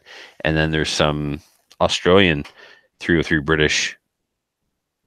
I can't remember what code it is, but anyway. They did a whole video on Lee Enfield myths, and rimlock is a North American phenomenon. Apparently, it's not a thing over there because apparently they know how to load a charger correctly, and they use ammo that's in spec. So rimlocks aren't a big problem over there. So cool. What's next? Canada Ammo. They also have some non-corrosive 7.62 by 39 for $3.49 per 1,000. That's also pull down stuff. It's not the. Oh, it is Dominion. Yeah, it's pull down. So they're pull down. Pull down components on it. Which for any listeners who don't know what pull down is, they start with a round that's a steel case. It's got a bullet and powder and a corrosive primer. They take it all apart. They take that corrosive primer out. They put a non-corrosive primer in, and then they put it all back together. Good to go. Yes, I've done this with 1942 150 grain 30-06, so that when I shoot my M1 Garand, it looks like I'm shooting 1942 ammo out of it. But unfortunately, the primer I used didn't burn the powder. I should have used a Magnum primer because the powder that was in there. Anyway, I'm going to pull it again and dump out the powder and use modern powder because the ones that I tried, none of them would cycle the Garand. So I may have also left my Garand gear plug in there, which increases the cylinder capacity by 20%. So I may not have had enough pressure to cycle it. But Adriel, anything else? Not really. One of the other things that I saw just on the range, have you guys seen those GSG MP40 22 clones yet? Yeah. I like them. They're, really? Yeah. For the price. Looks like they'd be fun to shoot. But are they all just cheap plasticky? Like, I just look at them like, toy. No? Did you handle one? No. I've only seen the internet. Oh, stuff. No, they're steel. They're like, they got some chunk to them. Yeah. Really? Yeah. They feel legit? Well, really? I wouldn't know because I haven't fired an MP40, but but I've held them. One. But I did in Call of Duty. That counts, right? You've probably, Matthew, held one at the Machine Gun Museum. Probably. If that was something that you wanted to do when you were there, because it was certainly a thing. Yeah. Oh, apparently they're really cool. Anyways, yeah. Well, that's good. I figured they just would have been cheap and plasticky like the SG-44. Or they had that ISSC that was thing as well, which was like lightweight and plasticky. But no, apparently these are like steel and like heavy. Heavy. Huh. Which is good. Yeah. Of course. Good. Just like your shirt. All right. Next. I can't do it. It's so distracting. Is our Patreon guest coming in half an hour? Oh, I better ask him. Which reminds me. I'm totally not staying on for the Patreon show, guys. All right. I'm having a hard time staying awake as it is. Do you have your belt set up with you, Matthew? Yeah, no, it's my belt. It's great. No, because our main topic is belts. I know. I don't have it with me. It's in the other room. I'm not going to go get it. What's holding your pants up right now? My drawstring. I got pajama bottoms on. Oh, you can't put you could put a holster on one of those. Yeah, one of them clip-on ones. Yeah. No, my EPSC rig belt is real simple. It's just a holster and 4 pouches. The end. and I run production, so I can't even run them ahead of my hip bone. They start at my hip bone, they go back from there. Easy Well, you're peasy. skipping way ahead, way too quickly here. Sorry, man. Well, This is our main topic. This is our main topic. Belts. And thank you for listening to our main topic. Yeah, behind the hip bone. Yeah. Yep. Good. Okay. Yep. Mhm. Make sure the gun doesn't fall out of the holster and covers the trigger guard. Basics, really. So, like here in Canada, why would you even get a gun belt? I'm going ahead with the Why? main topic, by the way, Trevor. Yeah, go ahead. we're 'cause I'm doing trying the to buy topic now? something and I'm We're completely getting into distracted. it. I got like 3 Why- belts here that I'll talk about, but not yet. Well, So I mean, why get a gun belt in Canada? do you mean? because games. I was going to say that's what holds your holster. It's Yeah. games. It's for Security. competitive shooting. We don't get to carry guns around on our hips, unfortunately. I wish we could, but we can't. Hey, I spoke to an Australian today about my trip to Georgia, and I was telling him about the guy who was open carrying, and the end of the discussion ended with him going, "Yeah, it does kind of sound like it would be a little bit safer with somebody like that around." From an Australian. Yeah. As you know, I described the gentleman who he was a Glock 17. He was open carrying on his hip in McDonald's. I said he was dressed well. It was not like he had camo on and a wife beater. Like he was a respectable looking citizen, and he just had a holstered firearm on his hip. And I said to him, so like I said to the Australian guy, I said, yeah, it actually kind of made me feel a little bit safer because I knew that if somebody came in to rob the joint, I mean, there was a guy right there who could stop it. Didn't have to wait for the cops to get there in 20 minutes. He goes, yeah, it's a good point. As long as it's the good guys carrying the guns, I don't have a problem with that. I'm like, whoa, we got through to an Australian. Sweet. Weird. Yeah, no, very weird. Anyway, speaking of gun belts, this guy just had a leather belt on. It's no big deal. So, what kind of belts are out there right now? Like, in terms of gun belts that you can get, can you just run them on a regular leather belt, like a good stiff You can. pants belt? God, Yeah, no. you could. You could, Sure. but why would you? No. That's not the question. Could you? You could. Could you? Sure, you could. And Trevor would have a meltdown. Well, Trevor doesn't have to. Trevor can do whatever he wants to do there. If you want to go Trevor try wants to IPSC help or people you do want to things try right. IDPA or ODPL, and all you have is a thick leather belt and an old Uncle Mike's holster, go try it anyway with what you got. You don't have to go buy brand new stuff to go try a sport. Trevor, stop being an elitist.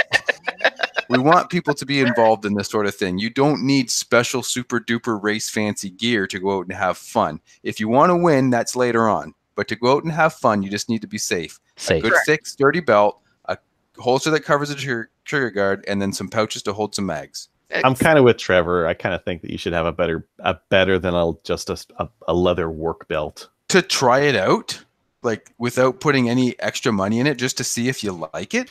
Well, if you're What going if you to try hate it the out, sport? sell your handgun, because what are you going to do with your Well, handgun? maybe you like in punching Canada? paper with it.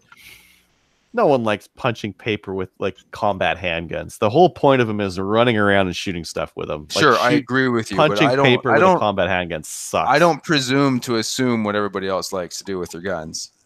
Yeah. That Anyway, you can. That's probably not the best idea, but you can.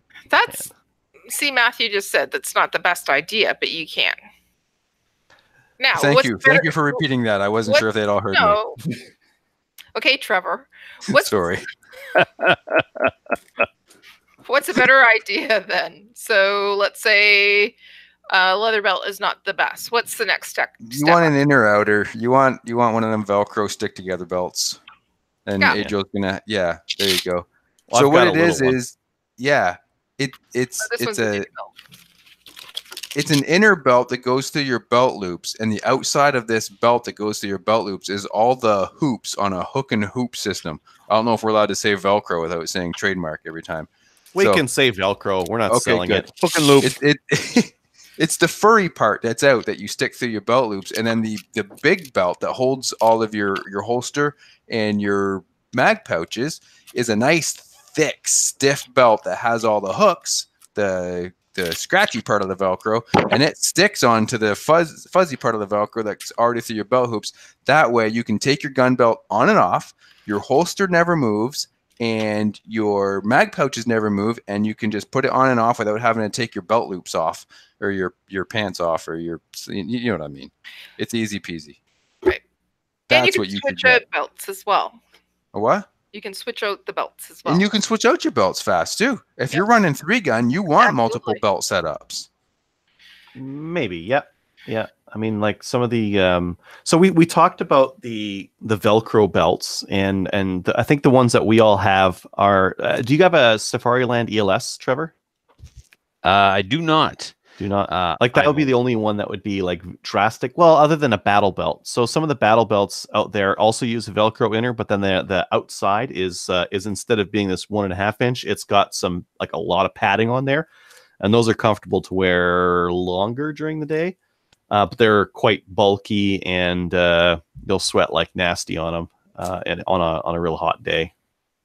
And then the Safariland ELS has, instead of just like just a stiff surface, it's got a whole bunch of holes in it, so you can screw a quick attach. Rather than just being a belt, it's actually like all these quick attach points. So you put a plastic piece on there. And during a stage, you need shotgun caddies. You clip your shotgun caddies in there.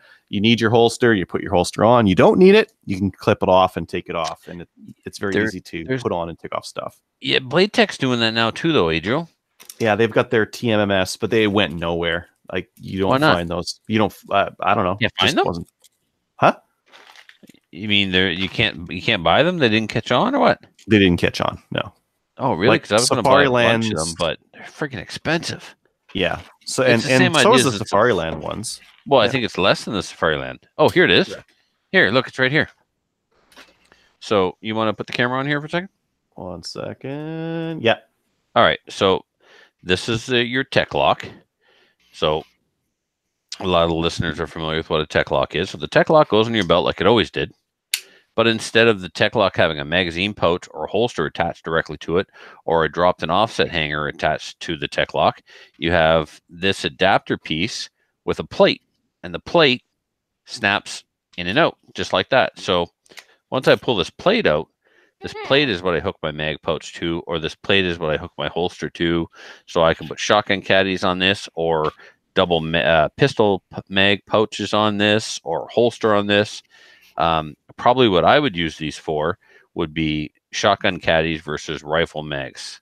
But I think one of the reasons why I didn't bother with this system, Adriel, was I went to a detachable magazine shotgun. So well, and that adds a little bit of distance away from your body. Yep. Just a little bit. Yeah, quarter of an inch. And it costs a lot because it does. You're spending a ton of money to $45. Oh, $45 before I put a pouch on it. So seriously, I'm going to do $90. It's going to be the world's most expensive 3-gun belt. Yeah, but for the ultimate flexibility, that's what some guys run, is those Safariland ELS belts. Yeah. That gets you like a ton of flexibility. And the nice thing is, between your stages, if you're heading into a stage where you don't need those shotgun caddies come off, rifle comes on. Now you've got them like really accessible. Otherwise, just with 3-gun, you're stuck with room, right? It becomes a space problem. With IPSC, you've just got your holster and your pistol mag pouches, but with 3-gun, you've got pistol mags, rifle mags, shotgun caddies take up a ton of space, and then you got your stupid holster on there. So one of the things that I do for 3-gun is I actually choose to have the spot for my belt where it overlaps, kind of at the rear right, just behind the holster, because I need the front for shotgun caddies, shot shell caddies up there, and I can't have that overlap where my other stuff would be in the way, right? So. I mean, but whereas on IPSC, you just want to put your belt connection up front where you can easily get to it, right? Because this is a pain in the butt lacing this guy up, because you have to do it kind of behind your back where it's not accessible. This is like this. I weighed this the other night because I was actually taking pictures and just kind of sharing with the other guys on the Chaz 3-gun page. Fully loaded with all the mags in here. This is 13 pounds. 13 pounds on this belt. Yeah, that's with all the shot shells. That's with the Shadow 2, which is kind of heavy. All the mags loaded up and all the mags on there. It's a lot of weight. That's why you need a stiff belt as well, because but you're rocking the double alpha, man. You got the best belt in the industry. So you want to compare and contrast mine now, Adriel? Can I show you like a real Oh. crappy one? Oh yeah, This Yeah. is like an eBay one. I was getting it with some other parts, and you can see those that are empty. there's not even anything in there, and it's just there's just nothing holding it. Actually, on a stage with a lot of shotgun, I'll throw this guy on instead because this has all the shotgun I need. And if I needed to add it on, you could actually just take something like this and strap it around your chest, and it'll be held on right there on top of your nice shirt. No, stop. Adriel, you were ordered that last year. How much was it? Ordered 20 what last year? The belt. Oh, yeah, it was I like think it was like 10, 20 20 bucks. Yeah, it's not good. So- I would not recommend this belt. I have it set up for this, but this is crap. Yeah. The shot shell caddies were pretty good though. Trevor, what do you got? I have on my 3-gun belt. So I've got a Blade Tech. I think this is the signature line. It's the Kydex one, not the folded plastic one.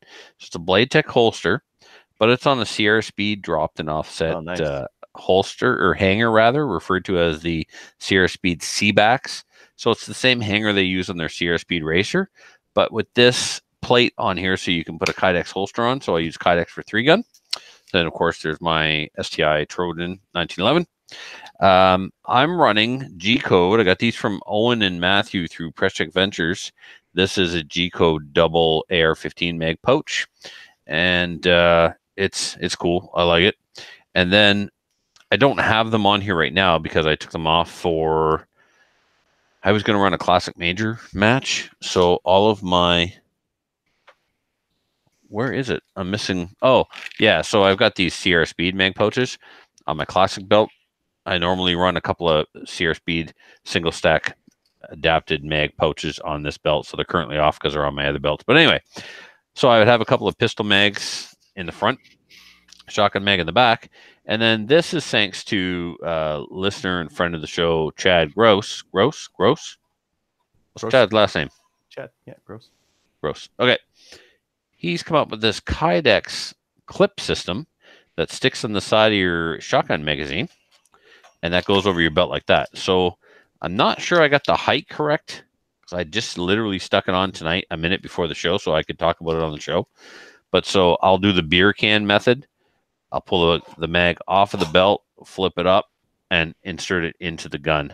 So rather than all those shot shell caddies where Adriel does quad loads, I put a pump action magazine fed shotgun mag on my belt with a clip. You can get good to go. You Two of can those get is 20 rounds, right? Pardon? 2 of those is 20 rounds. Exactly. So, 2 of those yeah. is 20 rounds plus 1 in the gun. Mhm. Good to So 30 rounds of shotgun. I know depending on the rule set, it's going to vary, but I mean, a long course of fire in IPSC for a shotgun, I think, is only 20 rounds.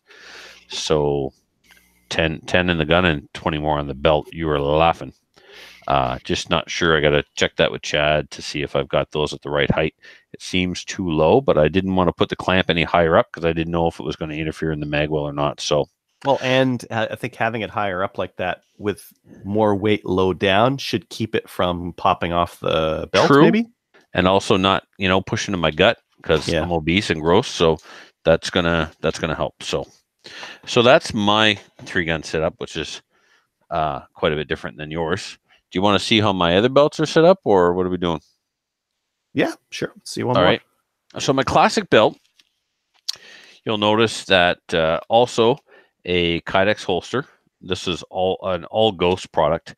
I like the Blade Tech, but it's hard to dispute this Ghost holster because look at how much nicer it is. Like just the aesthetics.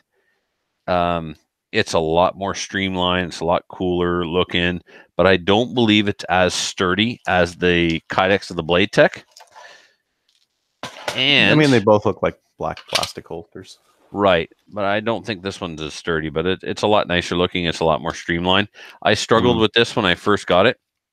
It has a lower cut, so apparently you can clear the holster sooner. But my magazine catch was hitting on the side on the way out, and I was dropping mags. You can see up here the magazine catch is right. Yeah, I had to dremel that out. Yeah. So it's super adjustable.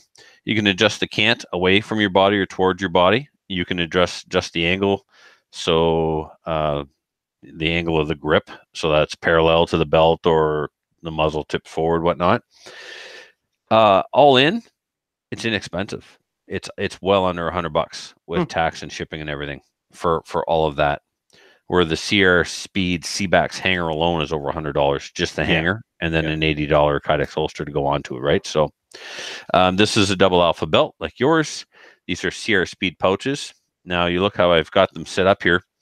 The classic division is like production. In IPSC, the first mag pouch has to be behind your hip bone. So everything, unlike my open guns or my 3-gun setups or my PCC, everything is in front of my body. Everything on my classic and my standard gun is behind the hip bone. So the first mag pouch, you'll notice, is canted back, and that's so when I reach down to get it, I don't have to break my wrist or bend my wrist. It's more ergonomic. The second one is straight, and then the next two rather, are tipping forward. Again, it's all about minimizing movement, no wasted movement in the retrieving the mags. Awesome. So, and then my standard division, which standard division's just like go as fast as you can, shoot major, just pound the targets. And in this case, this is my raciest gun, right? It's basically an open gun without an optic or a comp. And so it's in a full-on race holster. So if the listeners were viewers right now, they would see that this quote-unquote holster is a chunk of plastic with a ball bearing and a lock that only covers the trigger guard. The entire dust cover is exposed. The entire grip's exposed. Just the trigger guard is covered. And it has all the same adjustments as the other Ghost holster that has a Kydex. What's that holster? This is a Ghost Ultimate. And they've got another one similar to it that has like a piece for the muzzle, like a Sierra Speed called the One. Yeah. This is the Ghost Ultimate. And these are not beginner holsters. They actually say right on them for expert use only.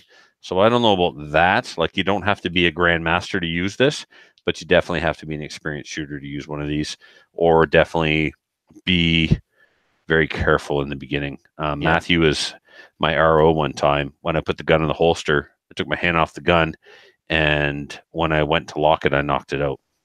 And that little fraction of a second there was the difference between a DQ and not. So if the gun hadn't stayed in and would have come right out, I would have been DQ'd. But it stayed in, and then I knocked it out when I went to lock it. So got to be careful. And then those mag pouches are Ghost mag pouches, and you can see they're in the same orientation as my classic gun. But in this case, I'm running bullets out rather than bullet tips forward. So yeah, that's so. Why the variance between bullets out and bullets forward? Experiment. Some guys go bullets out. Ben Stager is the one that kind of started that, and I don't know if he was doing it to troll people, which would be a very Ben Stager thing to do, or if he thought it was actually going to be better, but he has stuck with it. And the idea of bullets out, Adriel, is there's, again, no wasted movements. If my bullets are forward like this, watch what I do with my hand. I pull the mag out, and then I turn so I can line up with the gun, and I insert it. But if the bullets are out, I don't have to do that extra turn. I just draw the mag and insert it directly into the pistol. I eliminate that turn. Does it make a huge difference? Not for an old fat guy like me, but IPSC is a game of milliseconds and seconds. So whatever movement you can eliminate, you're saving time. So that's the theory behind bullets out. And I'm not sure it makes a difference for me. So yeah, I mean, I've got that going. These ones that's a bullets forward, and then my other one. Yeah. And this, I've done this on purpose because in 3-gun you don't have the space, and with bullets out you get a little bit more space in between the mags. Especially so if you're shooting single stack major and only 8 rounds in the mag, you're doing a lot of extra mag changes. So there's guys running like 6+ mags, and so yeah, they're going bullets out a lot of times. Yeah, and with 3-gun it just allows for more space to grab the mag, or tighter on the belt. Both of which are nice for a 3-gun. Cool. Where do you buy this? Where do you buy a holster, or not a holster, a belt? I like to go to the stores that specialize in action shooting like Freedom Ventures or Double Tap. Those are where I seem to get most of my stuff. They're holsters. You can get all kinds of holsters from the Calgary Shooting Center. Denis, of course, our sponsor, he can get anything that Freedom Ventures carries or Double Tap carries. But, go to the stores that are run by IPSC people. Like the owner of Freedom Ventures, what does he do? Oh, that's right. He's the president of IPSC Canada. So obviously that business is geared towards the IPSC product lines. So Double Alpha, MD however, MD Gardner's same thing. That's right? another one. Yeah. Regional director, section coordinator for BC, first regional director of IPSC Canada. Double Alpha, I get from Double Alpha. Cool. Yep. Anything else about belts, or want to keep moving? Just is a different belt for every game, depending on what you're going to do. Your IDPA belt is not your IPSC belt. Your IPSC belt is not your 3-gun belt. Well, and we didn't even talk about cowboy action. Nope. We don't need to either. Let's just keep right on going. Yeah. And my PCC belt is so weird because there's no holster on it. It's weird walking around a match without a holster. You should try holstering that sucker. That'd be awesome. It's you got one. Get some leather. And all the mag pouches are run up front like an open.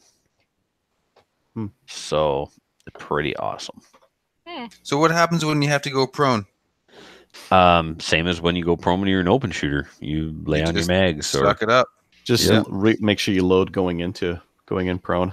Yep. So you don't have to load down there. Exactly. Cool. Yeah. You're the host, Trevor. Yeah. Oh, sorry. I was busy. I was spending money. Yeah. All right. Kelly, have you been watching the listener feedback on the YouTube? Oh, yeah. Why don't you come back for just a second? I'll bring it up because I shut it down here just a second ago. Great. Good one. Well, Matthew, why don't you take the first email then while we're waiting for Kelly to get that done? You think I have this show notes up? That's cute. Okay, so I was just doing to you what you were doing to her. That's all. Thank you, Trevor. You're welcome. What is this? Reversal night or something? Yes. Let's be nice to Kelly night and pick on Adriel's horrible shirt. And ring. And ring. That ring really is distracting. One ring to rule them all. That's the one there. Okay. One ring to drown Adriel in the pool is what it is. Luca Dan says that the CCFR will be attending the New Brunswick Sportsman Show in Moncton on March 29th, 30th, and 31st. It's also his birthday on the 30th, so go and bring him some cake. And then it's my birthday the next day. And IBI barrels, yes, they're doing the barrels for the Axis. Corey Johan, he said apparently you don't have to be in New Zealand to sign up for them to get your guns. The Kiwi. Oh, so we were talking about in New Zealand the police coming to get your guns or what have you. Says apparently you don't even have to be in New Zealand to ask the police to come and get your guns. So you could fill out a form saying, I so need if you're you guys on vacation or something, you can just be like, yo, the key's under the mat. Go get my semis. Yeah, apparently people are. No, you could say, yeah, go grab my guns and like put some legislator's address in the form. Yeah. Comfortably from Canada. Yeah, and we actually answered most of this stuff already. Apparently, Trevor, you rage quit about something again. No, it's the math. You can't do math. Oh yeah, I can't add 5 and 4 equals 8, not 9. Yes. Yeah, son of a diddly. Whatever. And Luke was asking about the recovery tactical rail, which looks like a plastic thing that you bolt onto your 1911. Here, just a second. I'll share out what this thing looks like. Feast your eyes on that. That is weird. That's horrible. What a piece of junk. Just let him. He didn't pay that all that much for it. Oh, you actually bought it? Then it'll look expensive. Yeah. But I don't know. Yeah, it makes your 1911 look real weird. Yep. If you're looking to take IPSC, I'm not sure that would be. We're allowed to have rails now, so it doesn't. Anyway, I don't.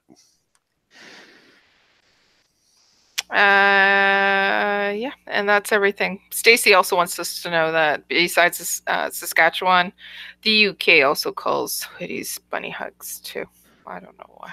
I don't know why. But that's it. All right. Cool. Adriel, you got the first one?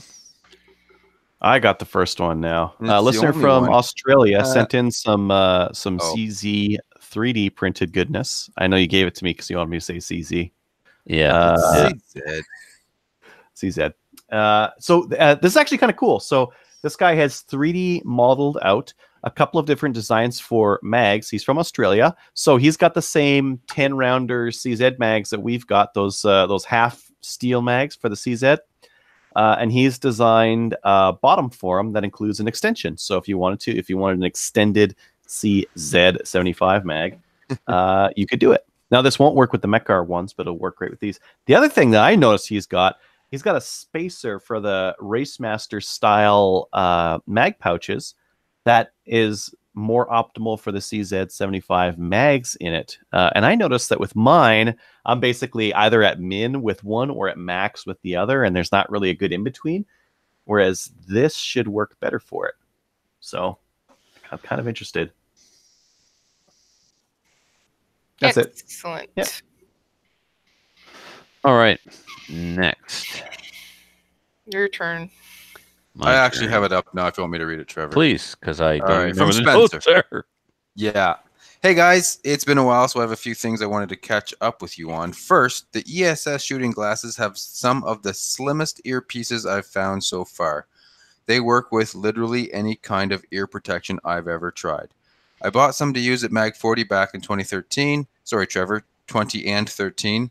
And because you can snap in new lenses at any time, they're still in my range bag today.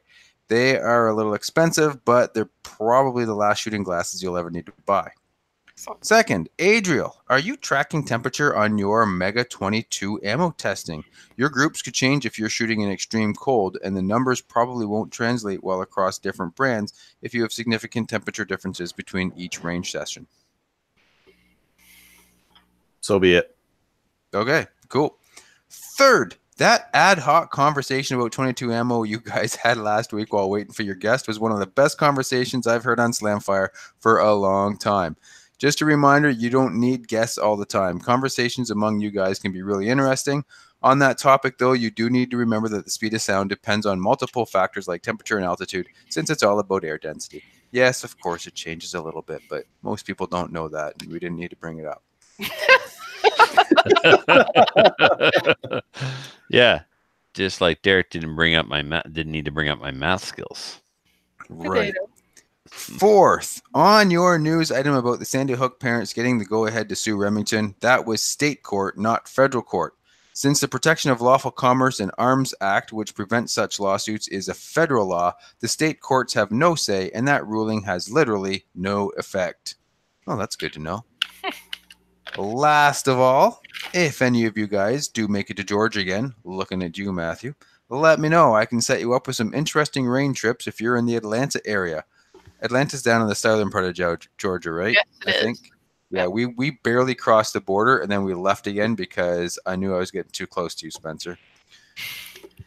Yeah, if I end up farther down south, of course, I'd love to do this sort of stuff. See, because he goes on, he says, I think I mentioned a while back, a coworker also has an airboat and does guided bow fishing and alligator hunts in Georgia, Alabama, and Florida. See, Dave and I, all the way through, we're like, is this gator country? Do you think we could see a gator? I want to see gators. We were like watching the ditches and we didn't see any gators. It was terribly depressing. Dang. If you're ever down this way and want to do some gun/bow related stuff, let me know and I can probably find something interesting for you to try. And that comes to us from Spencer in Smyrna with a big PS. That was a really strange case your guest talked about last week. I'm not sure I think that she could have been found guilty of a crime at all. The whole idea of simply talking about committing a crime versus actually performing the action seems a pretty bright line difference to me. However, sorry, let me jump in, Matthew. Yeah. Talking about committing a crime is a crime. In Canadian, the Criminal Code of Canada, it's called conspiracy to commit. And that's exactly what they did by talking about planning or planning. If you plan a crime, that is a crime. Right. She planned a crime. They planned a crime and then took action to commit right. said crime. Is it Yeah. all No. crime, or is it just some like the real bad ones that they like Conspiracy charge you to commit for? murder, conspiracy to commit, there's a range. It can't I be believe, like Kelly. conspiracy to like steal candy from a candy store. You can't Yes. get charged. You can? No. Okay. I don't know. Conspiracy to commit murder is a crime. Yes. Mhm. Yeah, that one Yeah, I get. conspiracy to steal candy, maybe it is a crime, maybe it isn't, but I don't think they're going to charge you with it. Like I think they're just trying to they figure have out the where law it in the is. book so they can for this exact situation. But I know Whereas- sorry, I thought you were done, Matthew. Go ahead. I was carry on. So I know where he's coming from, where it just Yeah. like I had this conversation with an RCMP friend of mine the other day, and I said it blows my mind that simply that she is serving life in prison for words texted on a computer through Facebook. But Yeah. she got on a plane. Drunk. Yeah, but it's not even about And then- intent, according to him. Right. It's not Well, even it's about not. it's about the words that she typed, you know? Yeah. And so whether you type them on Facebook or you and I have a conversation on a park bench, conspiracy is conspiracy. It's just Correct. easier to prove if it's on Facebook. Exactly. Because everything lasts forever on Facebook. Right. I No. did want to talk about she is appealing her case. She's appealing not the actual conviction. She's appealing the sentence. Yes, she thinks the sentence is too harsh. So she she gets might have a case with respect to that because I was looking at some other cases and she got quite a harsh she sentence. did. Yeah. So when I say other cases, I was looking at the Toronto 18. Yep. And it's not exactly the same, but it's Well, it's the Similar- same charge, conspiracy to commit murder. a terrorism act as well. Oh. So the longest sentence for them, the longest sentence was 18 years. And that's it. Nobody got a life sentence. Crazy. And they actually trained to do what they said they were going to do. Yeah, even worse. These guys, I mean, she never even made it to his apartment. I fully expect that they either would have been found out before getting to the mall, or they would have started to try and get ready to do it, realize the logistics of what they were wanting to do was nearly impossible, and we're going to give up. So when I was listening to the episodes, her target, the people that she really wanted to harm or hurt or kill was me. She wanted Are to you kill, a basic bitch? Really? I know, a basic And- bit. I know, a middle age. She said middle age. Shut up, Trevor. Overweight. You're what they refer to mother. in the antique business as mid-century.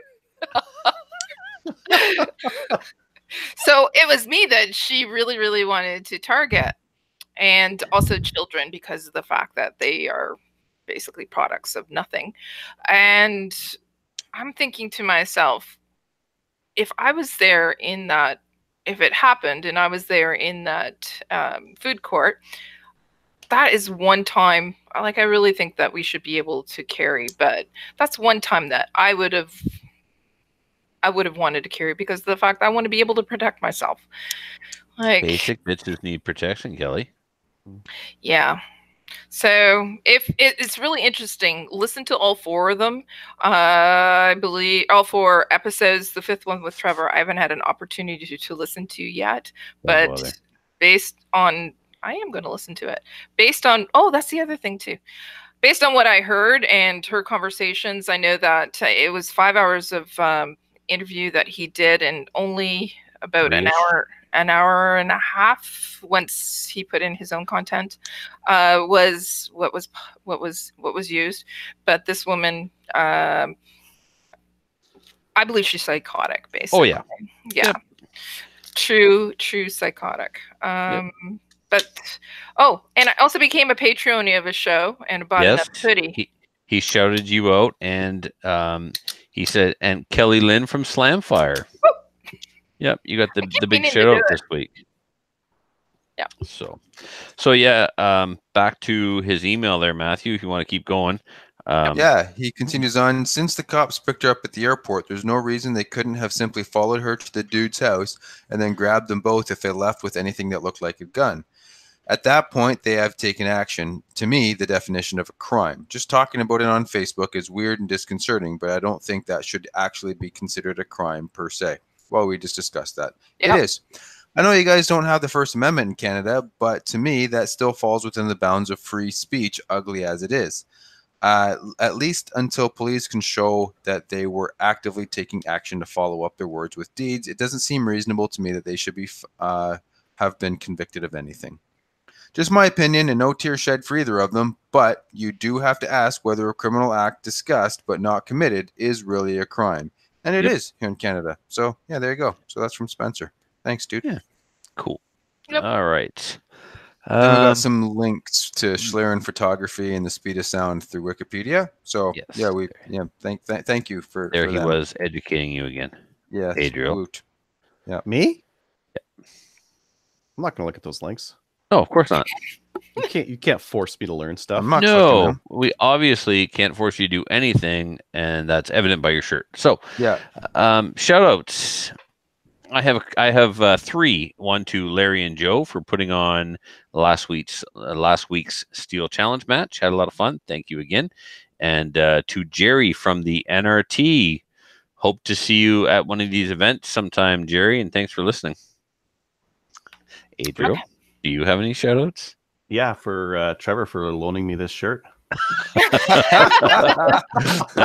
My grandfather said he wants it back though when you're done. Okay. All right. All right. Kelly. Does he need it? You're burying him or something? I wouldn't bury my old man in that. Nuts. Okay. I wanted to give a shout out to listener Doug. He came by the booth and said hello. And also Terry Muxlaw. He is one of my favorite CCFR field officers. He spent the day with me at the Toronto Sportsman Show on Saturday, and he made me giggle. By tickling you? No, we shared a joke about how old you are. Funnier my way.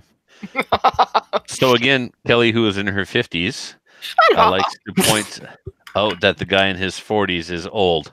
I'm not Just sure. looks older. Yep. Yeah, absolutely. I look older than all of us, but I am not. All of us put together. There's age of maturation and chronological age. Yeah. And if we go by chronological age, Kelly has me beat. If we go by age of maturation, Matthew has me beat. If we go by physical appearance, as long as you're not counting shirts, Trevor's got us all. Awesome. All right, Patreonies. Hey, I had shout outs. Oh, no, you you never didn't. asked. If there's no name, I don't ask. That's why we have it's because the show I'm notes. lazy. Oh, Should I be penalized for being lazy? Yes, Yes. absolutely. No. All right, then.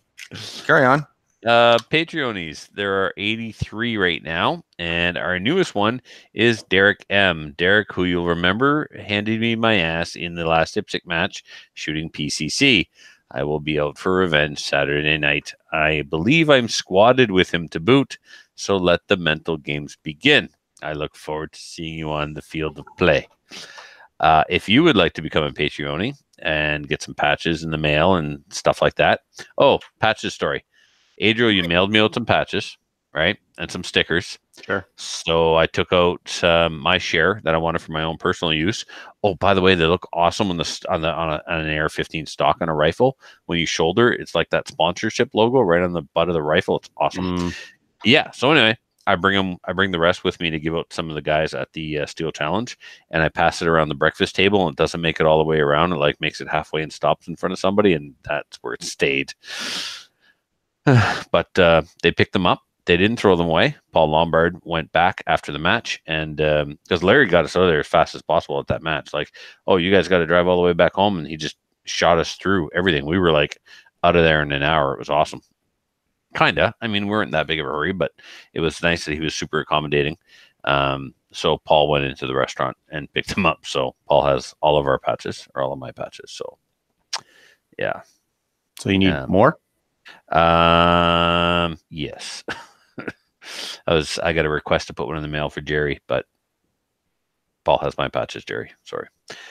Yeah. So anyway, head on over to www.patreon.com/slamfireradio to become a Patreon and support the show. Helps us grow, helps us pay the bills. That reminds me our hosting fees are up or something. I think there's an email there, Matthew, with your name on it. Forward it to me. It's in our Gmail account. Okay. What else? It says sign off, so I'm going to sign off. and encourage the listeners now more so than ever. I know we keep saying this now more so than ever, but like now the Liberals are calling for a handgun ban, like right now, do it right now. The pressure is on after the New Zealand shooting. Tracy and Rod and the rest of the CCFR team are fighting very hard to push back in the mainstream media like never before. Never before has a pro-gun org had this much traction in the mainstream media. We're the ones they call for quotes. We're the ones that they, retweet and in some cases demonize, right? For good or bad. That's when you know it's effective. That's right. For good or bad, the NRA is a household name, and it's a household name because of all the traction they get in the media. And the CCFR is becoming that household name. And not that we are Canada's NRA because we have a different philosophy and belief system and mandate, but we are recognized nationally as Canada's pro-gun org. And so it's important to become a member of that pro-gun org because we need the numbers. It's nice to have a voice, but the more numbers we have behind that voice, the more powerful it is and the more it's listened to. So politicians know that we vote with our dollars. And so when the CCFR speaks on your behalf, it would be nice if you were actually a paid member. Check us out on GOC. It is a friendly, nice gun forum with all kinds of cool information shared. And we have a little forum over there. So Kelly does a super awesome job of posting our show over there week after week after week. So if you'd like to go over and drop a comment on there, we will see it and respond. And like us on Facebook. We're up to 2,102 likes on Facebook. That's a lot of likes, guys. A lot of likes. So until next week, everybody, we like you. Well, okay, sure, whatever.